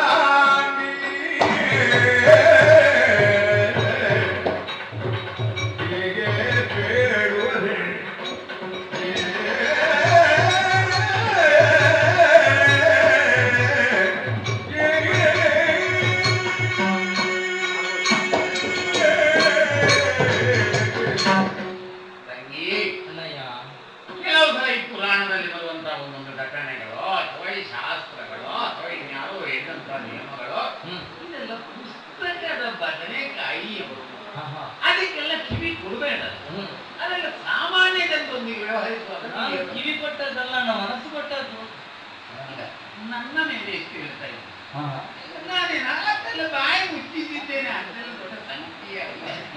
ಅದು ಅವರು ಎಂಥವರು ಪರಮ ಯೋಗಿಗಳು, ಅಂತವರ ಒಂದು ಪಾದ ಸೇವೆ ಮಾಡುವುದು ಕೂಡ ನಮ್ಮ ಯೋಗ.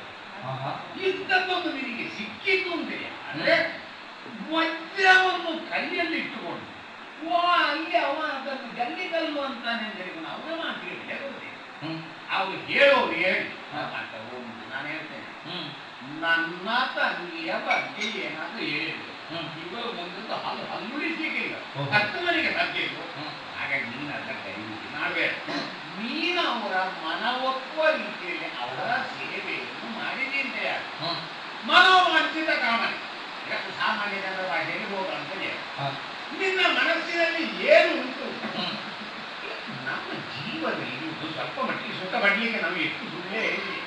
ಹಾಗೆ ನಿನಗೆ ಬೇಕಾದ ಸುಖವನ್ನೆಲ್ಲ ನೀನು ಪಡೆಯುತ್ತೆ. ಆಗ ಉಳಿದವರ ಬಾಯಿ ಮುಚ್ಚಿರ್ಲಿಕ್ಕೆ ನಾನಿದ್ದೇನೆ. ಅಣ್ಣಯ್ಯ, ನನಗೆ ಉಳಿದ ಸಮಯದಲ್ಲಿ ನೀನು ಹೇಳಿದ ಅರ್ಥ ಆಗದಿದ್ರು ಇದರ್ಥ ಆಯ್ತು. ಆದದ್ದರಿಂದಲೇ ಮನೋವಾಂಛೆಯೊಂದು ಈಡೇರ್ತದೆ ಅಂತ ಹೇಳಿದೆ. ಹೌದು, ಮನಸ್ಸಿನಲ್ಲಿ ಏನನ್ನೋ ಒಂದು ಆರಾಧಿಸಿಕೊಂಡು ಬಂದಿದ್ದೆ, ಅದು ಈಡೇರುತ್ತದೆ ಅಂತ ಆದ್ರೆ ಮತ್ತೆ ಅದು ಈಡೇರಿಕೆಗೆ ತೊಡಕಾಗುವಂತಹ ಬಾಯಿ ಬಡುಕತನಕ್ಕೆಲ್ಲ ಉತ್ತರವಾಗಿ ನೀನಿದ್ದಿ ನಿನ್ನ ಆಯುಧ ಉಂಟು ಅಂತಾದ್ರೆ ಸರಿಯಲ್ಲ. ಇದು ನನ್ನ ಮನಸ್ಸಿನಲ್ಲಿ ಒಂದು ಅಂಶವನ್ನೇ ಆಗ್ತಾ ಉಂಟು. ನೀನು ಹೇಳಿದಾಗೆ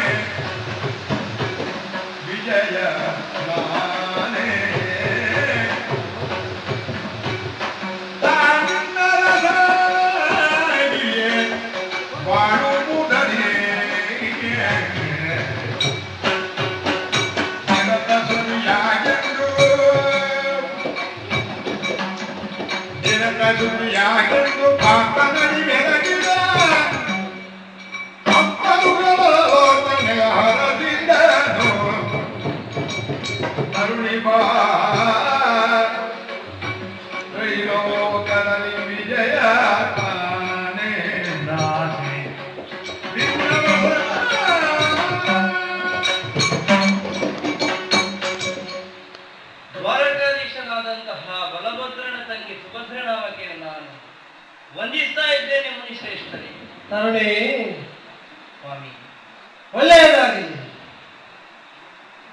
ತಾರುಣ್ಯದ ಹೊಸ್ತಿಲಲ್ಲಿ ನಿಂತಿದ್ದಿ, ಕಾಮನೆಗಳನ್ನು ಮನದಲ್ಲಿ ಹೊತ್ತಿದ್ದಿ, ಭವ್ಯ ಭವಿಷ್ಯದ ನಿರೀಕ್ಷೆಯನ್ನು ನೀನು ಇರಿಸಿಕೊಂಡಿದ್ದಿ.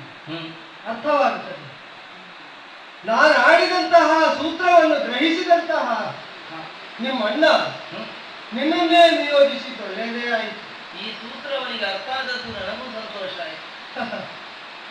ಅನೇಕರಿಗೆ ಅನೇಕ ವಿಧದಲ್ಲಿ ವಿಜಿಗೀಷು ಪ್ರವೃತ್ತಿ ಇರ್ತದೆ. ಗೆಲ್ಲಬೇಕೆಂಬಂತಹ ಹಂಬಲಕ್ಕೆ ವಿಜಿಗೀಷು ಪ್ರವೃತ್ತಿಯನ್ನು ಅಂತೂ ವಿಜಯ ಬೇಕು. ನನಗಂತೂ ವಿಜಯನೇ ಬೇಕು. ಯಾವ ಸ್ವರೂಪದಲ್ಲೇ ಆಗಲಿ ನಿನಗೆ ಬೇಕಾದ ವಿಜಯ ನಾನೇ ಅಂತಲೇ ಭಾವಿಸು. ನನ್ನನ್ನೇ ಆರಾಧಿಸು. ನನ್ನಿಂದಲೇ ನಿನಗೆ ಹಿತಾಪ್ರತಿಶಯವಾದಂತಹ ಸಿದ್ಧಿ ಎಂಬುದನ್ನು, ಸಂಭ್ರಮ ಎಂಬುದನ್ನು ಮನೆಗಾಡು. ನಿನಗೆ ಬೇಕಾದದ್ದನ್ನು ಬೇಕಾದವರನ್ನು ನನ್ನೊಳಗೆ ನೀನು ಕಾಣಬಲ್ಲೆ ಅಂತಾದರೆ ಪ್ರಾಜ್ಞಳಾಗುತ್ತಿ. ಮಾತ್ರವಲ್ಲ, ಸುಮಂಗಲಿಯಾಗಿ ನಿನ್ನ ಮನಸ್ಸಿನ ಕಾಮಿತವನ್ನೆಲ್ಲ ಪೂರೈಸಿಕೊಂಡು ಬಾಳುವುದಕ್ಕೆ ಯಶಸ್ಸನ್ನು ಹೊಂದುತ್ತೀನಿ. ನಿಮ್ಮೆಲ್ಲರೂ ಅಡ್ಡಳಾಗುವುದಕ್ಕೆ ನಾನು ಸಿದ್ಧನೇ. ಆದ್ದರಿಂದಲೇ ನೀವಾಡಿದಂತಹ ಮಾತಿನ ಮಳೆಯಲ್ಲಿರುವ ಧ್ವನಿ ಏನು ಅದನ್ನು ಅರ್ಥೈಸಿಕೊಡ್ತೇನೆ, ಆರಾಧಿಸ್ತೇನೆ. ನನ್ನ ವಿಜಯಕ್ಕಾಗಿ ಆರಾಧಿಸ್ತೇನೆ, ನನ್ನ ವಿಜಯನಿಗಾಗಿ ಆರಾಧಿಸ್ತೇನೆ. ಬೇರೆಯವರ ಚಿಂತೆಯನ್ನು ಬಿಟ್ಟು ಬಿಡು. ನಮ್ಮ ಲೋಕದಲ್ಲೇ ನಾವಿದ್ದರೆ ನಮಗೆ ಬೇಕಾದ್ದು ಸಿದ್ಧಿಸುತ್ತದೆ ಎಂಬುದನ್ನು ದೃಢವಾಗಿ ನಂಬು. ಆ ಲೋಕಕ್ಕೆ ಹೋಗುವ ಪ್ರಯತ್ನವನ್ನು ಮಾಡ್ತೇನೆ.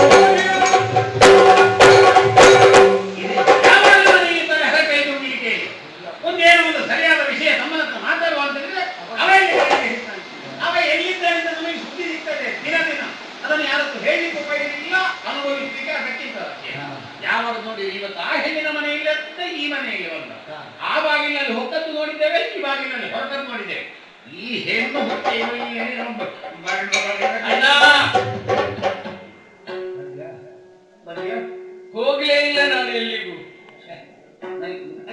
ಎಲ್ಲ ಹಾಳಾಗುದು. ನಾನು ನಿನ್ನನ್ನು ಬಿಟ್ಟು ಕೋಪದಲ್ಲಿರುವಾಗ ನೀನಿರುವುದಿಲ್ಲ, ಹಿಂದೆಯೇ ಇದ್ದೆ. ಆ ಕಡೆ ಈ ಕಡೆ ಮಾತ್ರ ನೀವು ನೋಡಿದ್ದು. ಅದೇ ಕೋಪ ಇರುವಾಗ ಕೃಷ್ಣ ಇರುವುದಿಲ್ಲ, ಕೃಷ್ಣ ಇರುವಾಗ ಕೋಪ ಇರುವುದಿಲ್ಲ. ಎಲ್ಲ ಹಾಳಾಗುದು. ಅಣ್ಣ ಏತಕ್ಕೆ ಮರುಳಾಗಿದೆ, ಏತಕ್ಕೆ ಮರುಳಾಗಿದೆ,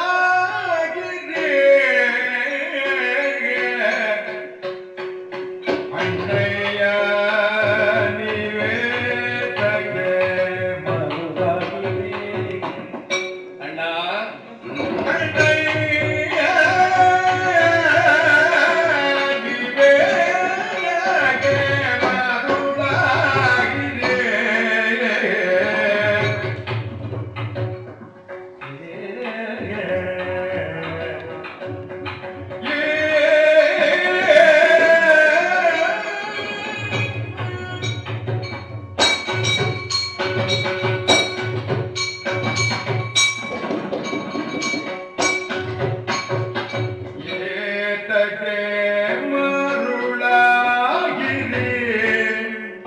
ಅಣ್ಣಯ್ಯ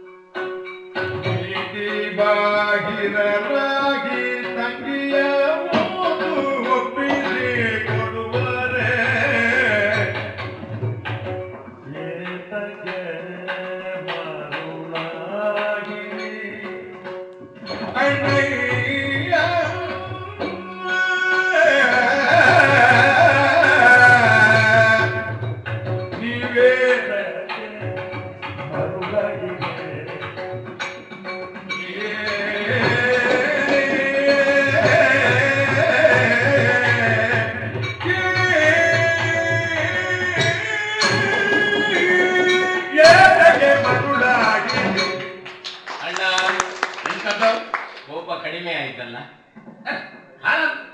ಬಿಡು. ನಾನು ಆಲೋಚನೆ ಮಾಡಿದ್ದೆ, ನನ್ನನ್ನು ಕಾಣದೇ ಇದ್ರೆ ಕೋಪ ಬರ್ತದೆ. ಹೌದು, ನನ್ನನ್ನು ಕಂಡ ತಕ್ಷಣ ಕೋಪ ಹೋಗ್ತದೆ. ನನ್ನ ಸೋಲಲ್ಲ ಅದು ನಮ್ಮ ಬಾಂಧವ್ಯ. ಅದೇ ನಾನು ಕೆಲವು ಹೇಳುದು ಅಷ್ಟಿಲ್ಲ ವಿಷಯ. ಮಣ್ಣನಿಲ್ಲಿ ಅಣ್ಣ ಅಣ್ಣ, ನಾನು ಒಂದು ದಿವಸವೂ ಹಾಗೆ ಆಲೋಚಿಸಿದವನೇ ಅಲ್ಲ. ಅಣ್ಣ ಮಣ್ಣು ತಿನ್ಲಿ ಅಂತ ನಾನು ಮಣ್ಣದಿಂದ ಮತ್ತೆ ಮುಗಿತು. ಹಾಗೆ ಗೊತ್ತಿದ್ದ ಕಾರಣವೇ ಅಣ್ಣ ಮಣ್ಣು ತಿನ್ಲಿ ಅಂತ ನಾನು ಹೇಳುವುದೇ ಇಲ್ಲ. ಅಣ್ಣ, ಹೀಗೂ ಮಾಡಬಹುದೇ ಅಲ್ವೋ? ಯಾರು ಅಂತ ಮಾತಾಡಬೇಕಾದ್ರೆ ನಾನು ಹೇಳುವುದು ನೀನು ಅಂತ. ಹೌದು, ಏನಾಯ್ತು? ಇದೊಂದು ಮರುಳತನ ಆಗ್ಲಿಲ್ವಾ? ಹೌದು, ಈ ಇಡೀ ತಲೆ ಸರಿ ಇರುವ ದ್ವಾರಾವತಿಯಿಂದ ನಮ್ಮ ಬೈದಂತ ನಾನು ಮರಳಾಗುದು. ಆದ್ರಿಂದಲೇ ಹೇಳಿದ್ದು. ಹುಚ್ಚರೆಲ್ಲ ಹಾಗೇ ತಿಳ್ಕೊಳ್ತಾರೆ, ನಾನೊಬ್ಬನೇ ಸರಿ ಹೇಳುವುದು, ಉಳಿದವರೆಲ್ಲ ಹುಚ್ಚರು. ಏ ಪುಣ್ಯ, ನೀನ್ ನನಗೆ ಹುಚ್ಚು ಹಿಡಿಸಿ ಮಾತ್ರ. ಇಲ್ಲ, ಇದು ನಾನು ಇಲ್ಲದೇ ಹಿಡಿದ ಹುಚ್ಚು ನಿನ್ಗೆ. ನಾನು ಜೊತೆಯಲ್ಲೇ ಇದ್ರೆ ಈ ಹುಚ್ಚು ಹಿಡಿತಾ ಇರ್ಲಿಲ್ಲ. ನೀನು ಜೊತೆಯಲ್ಲೇ ಇದ್ರೆ ಕೆಲವು ದಿವಸದಲ್ಲಿ ನನಗೆ ಖಂಡಿತ ಹುಚ್ಚರು ಆತ್ಮಹತ್ಯೆ ಮಾಡಿಕೊಳ್ಳಬೇಕು ಅಂತ ಕಂಡು. ಅಲ್ಲ, ಇಷ್ಟು ದಿವಸ ಕಾಣ್ಲಿಲ್ಲ, ಇನ್ನೂ ಕಾಣ್ಲಿಕ್ಕಿಲ್ಲ. ಅಲ್ಲ, ನಾನು ಮರಳಾಗುದು ಉಂಟೋ ಇಲ್ಲ? ಈಗ ಆದ ಹಾಗೆ ಆಯ್ತು. ಎಂತದ್ದು? ಇಲ್ಲದಿದ್ರೆ ಉಂಟ? ಎಂತದ್ದು? ಯಾರು ಅಂತ ಗೊತ್ತಿಲ್ಲ, ಎಲ್ಲಿಂದ ಬಂದವ ಅಂತ ಗೊತ್ತಿಲ್ಲ. ಅವನನ್ನೇನು ಕಾಲು ತೊಳೆಯುವುದು, ನೀರು ಕುಡಿಯುವುದು ಉಂಟ ಎಲ್ಲಿಯಾದರೂ? ಇದು ನಿನಗೆ ಇದೆಲ್ಲ ಗೊತ್ತಾಗಿದೆಲ್ಲ. ಮತ್ತೆ ನಾನು ನಿನ್ನ ಜೊತೆಯಲ್ಲೇ ಇರುವವಲ್ವ? ಈಗ ನೀನು ಯತಿಗಳನ್ನು ನಾನು ಬಂದು ಪೂಜಿಸಿದ್ದಕ್ಕೆ ಹೌದು, ಅದು ನಾನು ಎಂತದ್ದು ಶಬ್ದ? ಮರಳಿ ಮರಳು. ಏನು ಹೇಳ್ತೀಯ? ಅದೂ ಅಲ್ಲ, ಇನ್ನೂ ಉಂಟಣ್ಣ. ಏನು ಮಾಡಿದೆ ನೀನು? ಸೇವೆಗೆ ತಂಗಿಯನ್ನು ಇಟ್ಟಿ. ಸರಿಯ ಅಣ್ಣ ಇದು? ಆದೀತ ಆವದೇಶಗಳಹುದು ಆರದು ಬುದ್ಧಿ ಆವಂಗದಲ್ಲಿ ಇರುವುದು. ಆರದು ಬುದ್ಧಿ ಆವಂಗದಲ್ಲಿ ಇರುವುದು.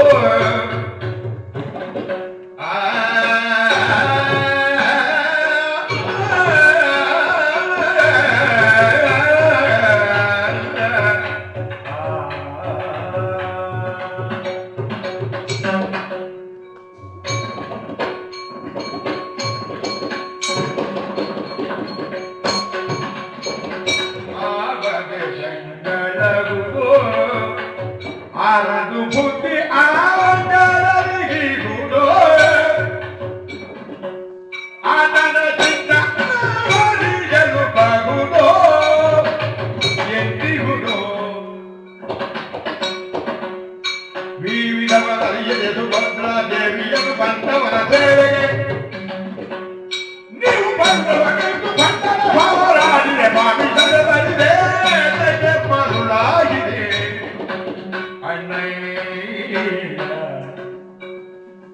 ನೀವೇ ತಗೆ ಮರುಳಾಗಿರಿ.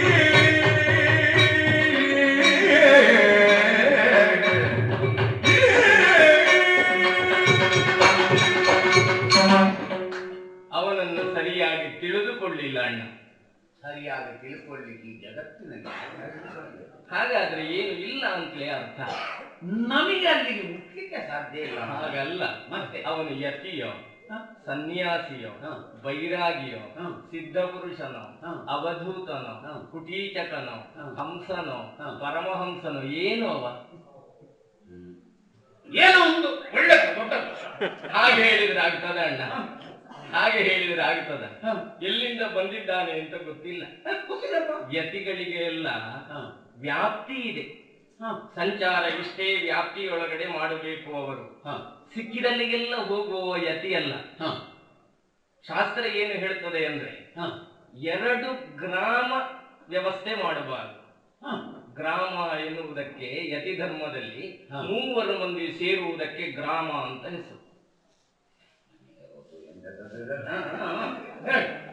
ಅವರು 2 ಗ್ರಾಮಗಳ ವ್ಯವಸ್ಥೆಯನ್ನು ಮಾಡಬಾರದು. ಅಂದ್ರೆ 6 ಜನರಿರುವಲ್ಲಿ ಅವರು ಸೇರಬಾರದು. ಓ ದೇವ್ರೆ, ಹಾಗಾದ್ರೆ ನಿಮ್ಮ ಊರಿನಲ್ಲಿ ಎದುರೇ ಇಲ್ಲ ಅಂತ ನಿಜವಾಗಿಯೂ ಇಷ್ಟರವರೆಗೆ ಇಂಥದ್ದು ಸಿಕ್ಕಿದೆ ನಮಗೆ ದ್ವಾರಕೆಯಲ್ಲಿ. ಸಿಗಲಿಲ್ಲ, ಅಪೂರ್ವ ವಸ್ತು ಇದು. ಹಾಗಾಗಿ ಸರಿಯಾದ ಯತಿಗಳು ಈ ತನಕ ಬರ್ಲಿಲ್ಲ ಅಂತ ಅರ್ಥ ಅಲ್ವಾ?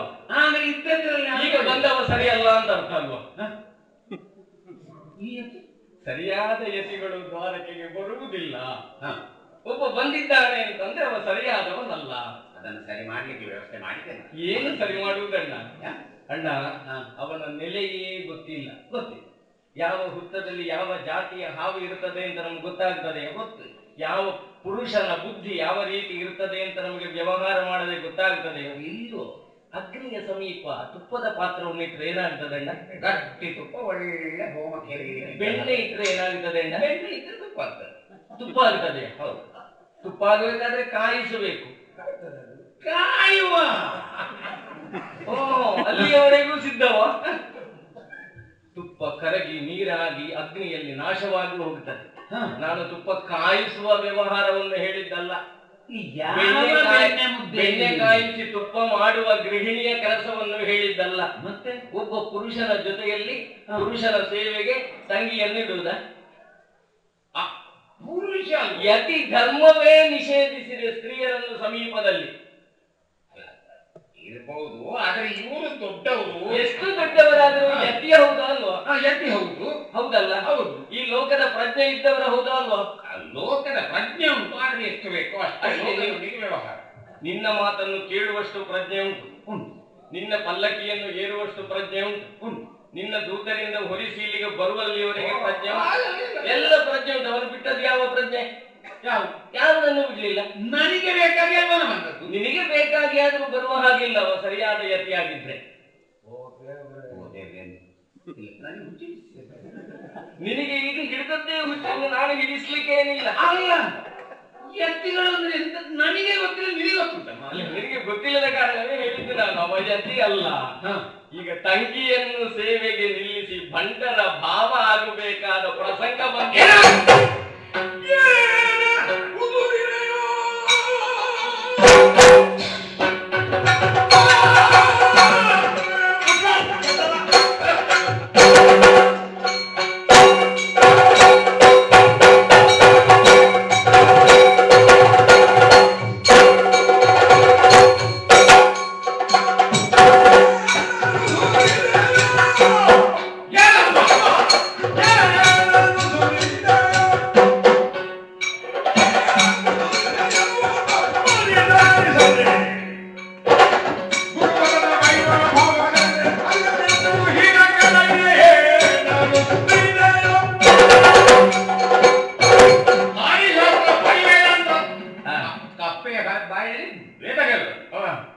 ಇಷ್ಟೆಲ್ಲ ವ್ಯವಹಾರ ಜ್ಞಾನ ಇರುವ ನನಗೆ ಗೊತ್ತಿಲ್ಲ. ನನಗೆ ಒಂದು ಬುದ್ಧಿಯಲ್ಲಿ ಬಂದಿ. ನಾನು ಏನ್ ಹೇಳ್ತಾ ಇದ್ದೀನಿ ನಿನಗೆ ಗೊತ್ತಿಲ್ಲ. ಯತಿಗಳು ಎಂತದ್ದು ಎಂತದ್ದು ಅಂದ್ರೆ ಯತಿಗಳು ಅಷ್ಟೇ ಗೊತ್ತು ನನಗೆ. ಅಂತಹ ಯತಿಗಳನ್ನು ನೀನು ಹೀರಿ ಏನಾದ್ರು ಹೇಳು. ಯಾವ ಏನೋ ದಾರಿಯಲ್ಲಿ ಹೋಗುವವರು ಎಂತದ್ದು ಹೇಳಿದ್ದನ್ನು ಕೇಳಿಕೊಂಡು ಈ ಕಿರಿಗಿರಿ ಹೇಳ್ತಾರೆ. ಕಂಡುದ ನುಡಿದರೆ ಕಾಟಿಗೊಂಡು ನುಡಿಯಲೇ ತಂದೆ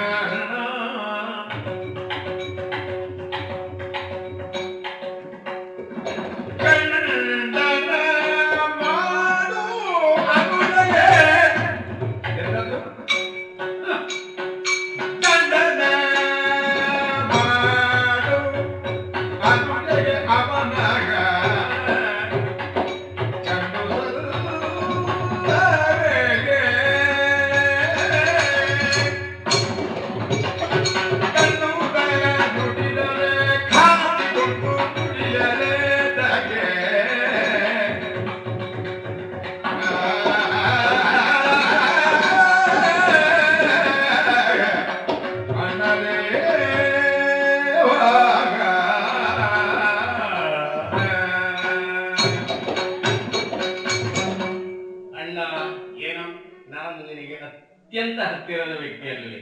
ಅದು ನನ್ನ ಗ್ರಾಚಾರ. ಅಲ್ಲ ಹೌದಲ್ವೇ? ಹೌದು ಪುಣ್ಯಾತ್ಮ, ನಿನ್ನಷ್ಟು ಪ್ರೀತಿ ನನಗೆ ಯಾರ ಮೇಲೂ ಇಲ್ಲ. ನಾನು ಹೇಳಿದ್ರಲ್ಲೂ ನಂಬಿಕೆ ಇಲ್ವ ನಿನಗೆ? ಆಪ್ತವಾಕ್ಯಂ ಶಬ್ದ ಪ್ರಮಾಣ ಅಲ್ವೇ? ಎಂತ ನೀನು ಮನುಷ್ಯ ಭಾಷೆಯಲ್ಲಿ ಮಾತಾಡ. ಆಪ್ತವಾಕ್ಯ ಹೌದು, ನೀನು ನನ್ನ ತಮ್ಮ, ನಾನು ನಿನ್ನ ಅಣ್ಣ.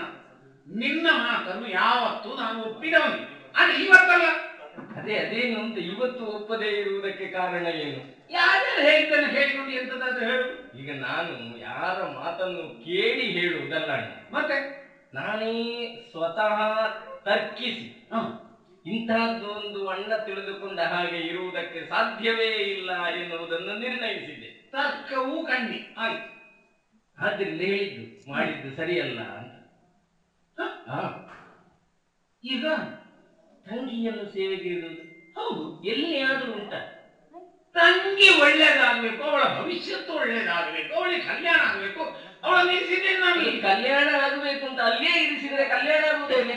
ಮತ್ತೆ ಅವರ ಕೈ ಮೇಲೆ ಅವರು ಬೇರೆ ಎತ್ತಿ ಮನೆಗೆ ಕಳಿಸಬೇಕು. ಅವರು ನಿನಗೆ ಕಲ್ಯಾಣ ಆಗಲಿ ಅಲ್ಲೇ ಇಟ್ಟುಕೊಂಡ್ರೆ ಮತ್ತೆ ಕಲ್ಯಾಣಕ್ಕೆ ಬರ್ತದೆ. ಅಲ್ಲಿ ಇರಿಸಿದ್ದು ನಾನು ಕಲ್ಯಾಣ ಆಗೋಲ್ಲಿವರೆಗೆ.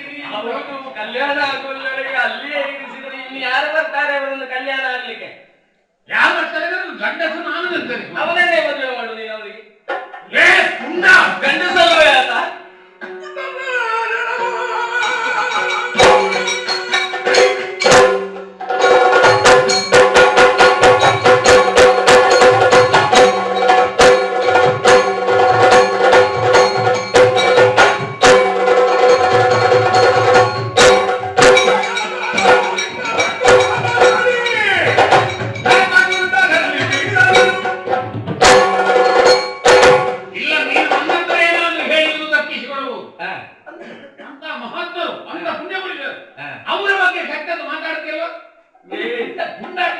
ವೇಷಧಾರಿಗಳನ್ನೇ ಇಷ್ಟು ದೊಡ್ಡ ನಂಬಿಕೆ ನಿನಗೆ ಬಂದ್ರೆ ಅದ್ರ ಬಗ್ಗೆ ನೀನು ವ್ಯಾಖ್ಯಾನ ಕೊಡ್ಬೇಕ.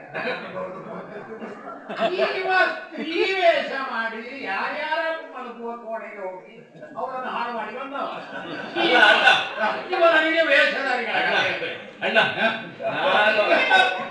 ನಾವು ಹೊರಗೆ ದೀಪ ಇಟ್ಕೊಂಡು ಕೂತ ಅವಳ ಗಂಡನಾಗಣ್ಣ. ಅಣ್ಣ, ನಾನು ಸ್ತ್ರೀ ವೇಷ ಮಾಡಿ ಹೋದಾಗ ಬಾಗಿಲಲ್ಲಿ ಧೈರ್ಯಕ್ಕಿದ್ದದ್ದು ನೀನೇ ಅಲ್ವಾ? ಬಾಗಿಲು ತೆರೀತಾ ಇದ್ದದ್ದು ಕೃಷ್ಣ ಬಂದಿದ್ದಾನೆ ಅಂತಲ್ಲ, ರಾಮಕೃಷ್ಣರು ಮನೆಗೆ ಬಂದಿರೋ ಬಾಗಿಲ ತೆರೆಯುವುದು. ನೀನಿದ್ದ ಕಾರಣಲ್ಲ ನನಗೆ ಬಾಗಿಲು ತೆರೆಯುವುದು ನಾನು ಒಳಗೆ ಬಿಟ್ಟದವರು. ಅದು ಕೆಲವು ಮನೆಯಿಂದ ಹೌದು, ಮತ್ತೆ ಇದು ಸತ್ಯವೋ ಸುಂದರ ನನಗೆ ಯಾರು ಸತ್ತವ ಚಂದ್ರಾವಳಿ ಅಂತೆ ಅವಳ ಮನೆಗೆ ನೀನು ನಿವೇದ ಮಾಡಿ ಹೋಗಿದ್ದೇನೆ. ಎಂತದೇ ಇರ್ಲಿ, ನೀನ್ ಏನ್ ಬೇಕಾದ್ರೂ ಮಾಡು. ಏನಾದ್ರೂ ನಾವು ಆದ್ರೆ ಆ ಮಹನೀಯ ಬಗ್ಗೆ ಏನಾದ್ರೂ ನೀನು ಹೇಳಿದ್ರೆ ನೀನು ನರಕಕ್ಕವಿಲ್ಲಿಕ್ಕುಂಟು. ನರಕಕ್ಕ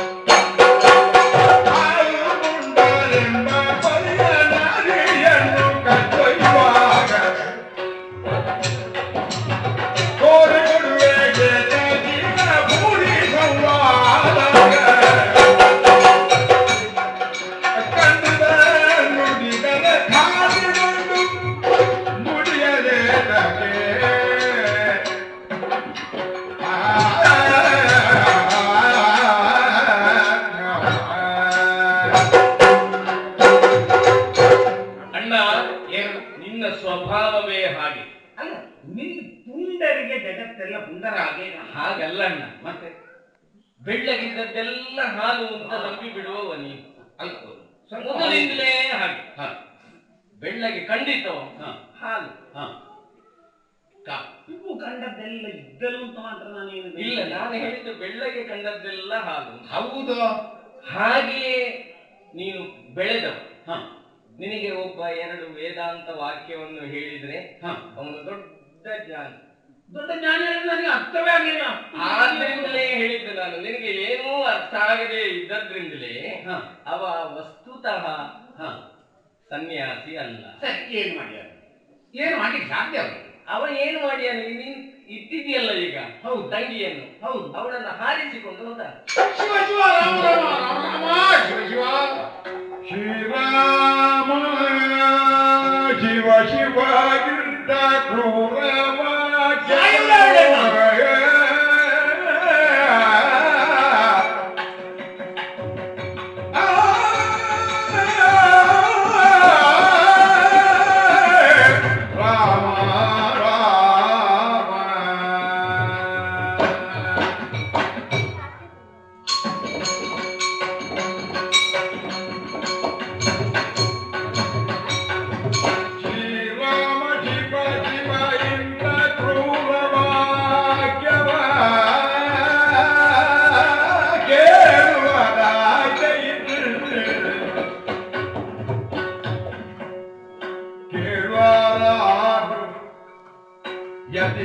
ಯತಿಗಳೊಯ್ಯುವುದುಂಟೆ ಚಾರುನೇ ಆಡಲಿರು ಶ್ರೀರಾಮ ಶಿವ ಶಿವ ಇಂತ ನುಡಿಯ ಬೇಡವಾರು ಜಗದಲ್ಲಿ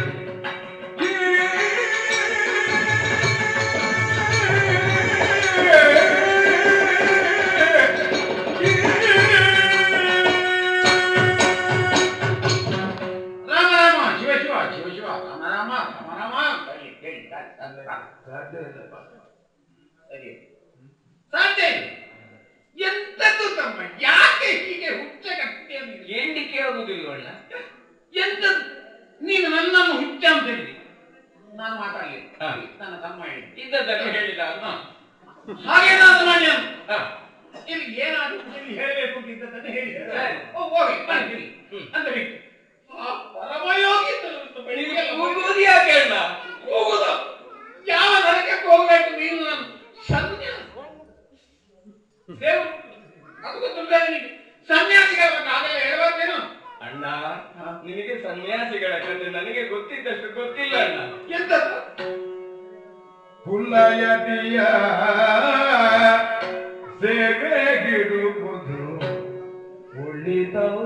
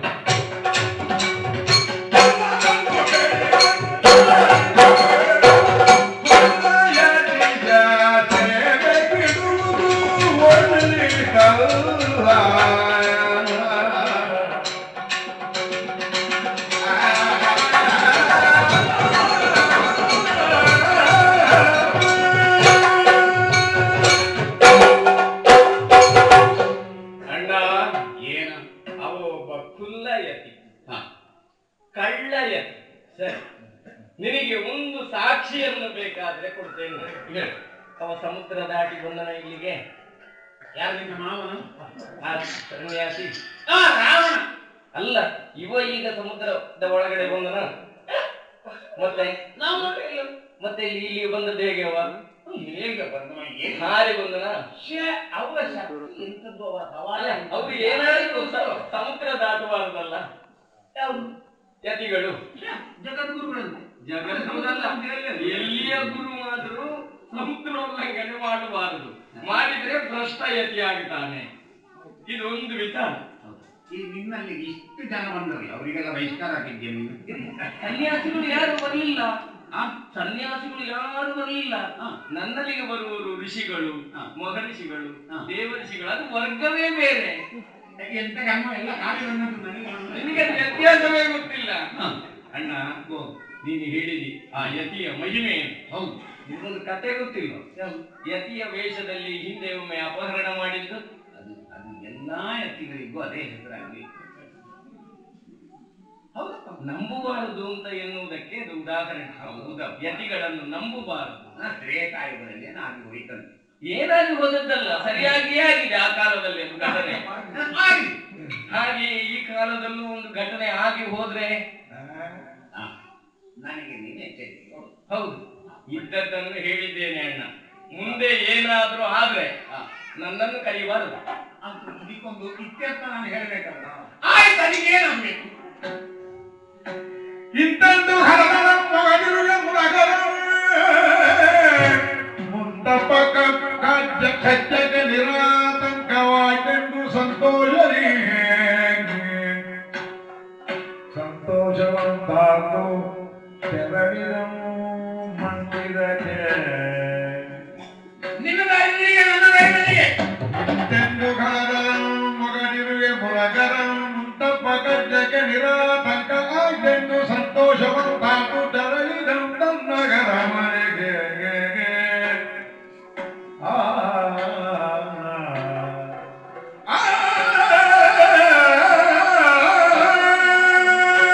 ಇಲ್ಲಿಯವರೆಗೆ ನಡೆದ ಘಟನೆಗಳೆಲ್ಲ ನಿರಾತಂಕವಾಗಿ ನಾಟಕದ ಅಂತ್ಯ ಹೇಗಾಗಬೇಕು ಹಾಗಾಗುವುದಕ್ಕೆ ಅನುಕೂಲಕರವಾಗಿಯೇ ನಡೆದಿದೆ.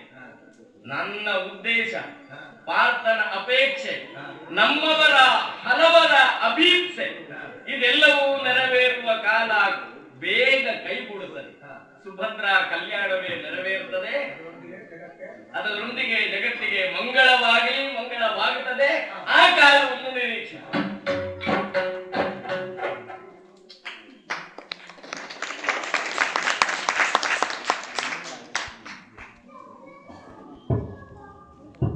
ಆತ್ಮೀಯ ಕಲಾಭಿಮಾನಿಗಳೇ, ನಿನ್ನೆ ಹಾಗೂ ಇವತ್ತು ಎರಡು ಅಪೂರ್ವವಾದ ಕಾರ್ಯಕ್ರಮಗಳನ್ನು ನಾವಿಲ್ಲಿ ಅನುಭವಿಸಿದ್ದೇವೆ. ನಿನ್ನೆ ಚೆನ್ನೈನ ಡಾಕ್ಟರ್ ಟಿ.ಕೆ. ಮೂರ್ತಿ ಸಂಗೀತ ಕ್ಷೇತ್ರದಲ್ಲಿ ಒಬ್ಬ ಭೀಷ್ಮ ಅಂತ ಹೇಳಿದರೆ ಹೆಚ್ಚಾಗಲಿಕ್ಕಿಲ್ಲ. 87 ವರ್ಷ ವಯಸ್ಸಿನ ಡಾಕ್ಟರ್ ಟಿ.ಕೆ. ಮೂರ್ತಿಯವರನ್ನ ಕಂಡು ಈ ವೇದಿಕೆ ಹಾಗೂ ನಾವು ಧನ್ಯರಾಗಿದ್ದೇವೆ. ಇವತ್ತು ಯಕ್ಷಗಾನ ಕ್ಷೇತ್ರದ ಭೀಷ್ಮರಾಗಿದ್ದಂಥ ಕುರಿಯ ವಿಠಲ ಶಾಸ್ತ್ರಿಗಳ ಮನೆಯ ತಮ್ಮರಿಂದ ಶ್ರೀ ಗಣಪತಿ ಶಾಸ್ತ್ರಿ ಹಾಗೂ ಬಳಗದವರಿಂದ ಅಂಥದ್ದೇ ಒಂದು ಯಕ್ಷಗಾನ ಕಲೆಯನ್ನ ನೋಡಿ ಆನಂದ ಪಟ್ಟಿದ್ದೇವೆ. ನಮ್ಮ ಸರಿಗಮ ಭಾರತಿ ವೇದಿಕೆ, ಸರಿಗಮ ಭಾರತಿ ಸಂಗೀತ ವಿದ್ಯಾಲಯದಿಂದ ಒಂದು ಕಲೆ ಹಾಗೂ ಸಾಂಸ್ಕೃತಿಕ ಕೇಂದ್ರವಾಗಿ ಇಲ್ಲಿ ಮೂಡಿ ಬಂದಿದೆ. ಈ ಎರಡು ಕಾರ್ಯಕ್ರಮಗಳು ನಮಗೆ ಬಹಳ ಸಂತೋಷವನ್ನು ತಂದುಕೊಟ್ಟಿದೆ. ಹಾಗೆ ನಮ್ಮ ಪಕ್ಕದಲ್ಲಿರುವ ನಿವೇಶನ ನಮ್ಮ ಯಕ್ಷಗಾನ ಕಲಾರಂಗದವರದ್ದು. ಮುರಳಿ ಕಡೆಕಾರ ಇಲ್ಲಿ ಬಂದಿದ್ದಾರೆ. ನನಗೆ ಅನಿಸ್ತಾ ಇರುವ ಒಂದು ಅನಿಸಿಕೆ ಅಂದರೆ ಅಲ್ಲಿ ಬಹುಶಃ ಕಲಾರಂಗ ಇದಕ್ಕಿಂತಲೂ ಉತ್ತಮ ವೇದಿಕೆಯಾಗಿ ಮೂಡಿ ಬರಲಿಕ್ಕಿದೆ. ಹಾಗಾಗಿ ಖಂಡಿತವಾಗಿ ಇದೊಂದು ಸಾಂಸ್ಕೃತಿಕ ಕೇಂದ್ರವಾಗಿ ಮೂಡಿ ಬರಲಿಕ್ಕಿದೆ. ಸೊ ಈ ಎಲ್ಲ ಕಾರ್ಯಕ್ರಮಗಳನ್ನು ಬಂದು ಸಹಕರಿಸಿದಂತಹ ಎಲ್ಲ ಕಲಾಭಿಮಾನಿಗಳಿಗೂ ಪ್ರತ್ಯೇಕವಾಗಿ ವಂದನೆಗಳು. ಹಾಗೂ ಇದರೊಂದಿಗೆ ಒಂದು ಪ್ರಕಟಣೆ, ನಾಡಿದ್ದು ನಾಗರ ಪಂಚಮಿಯಂದು ಇಲ್ಲಿ ವೇದ ತರಗತಿಗಳನ್ನು ಆರಂಭಿಸಲಿಕ್ಕಿದ್ದೇವೆ. ಮಂಗಳವಾರ, ಗುರುವಾರ ಹಾಗೂ ಶನಿವಾರಗಳಂದು ಸಾಯಂಕಾಲ 7ರಿಂದ 8 ಹಾಗೂ ದಿನನಿತ್ಯ 5:30ರಿಂದ 6ವರೆಗೆ ಯೋಗಾಭ್ಯಾಸ. ಗುರುಗಳಾಗಿ ಡಾಕ್ಟರ್ ಗಣಪತಿ ಜೋಯಿಸು ವಂದನೆಗಳು. ಹಾಗೂ ನಮಗೆ ಧ್ವನಿವನ್ನು ಒದಗಿಸಿಕೊಂಡಂಥ ಶ್ರೀಪತ್ತಂದ್ರಿ ಅವರಿಗೆ ಪ್ರತ್ಯೇಕವಾಗಿ ವಂದನೆಗಳನ್ನು ಅರ್ಪಿಸ್ತೇನೆ. ಎಲ್ಲರಿಗೂ ಶುಭವಾಗಿ. ಕಾಲ ಮುರಿದ ಪುರುಷ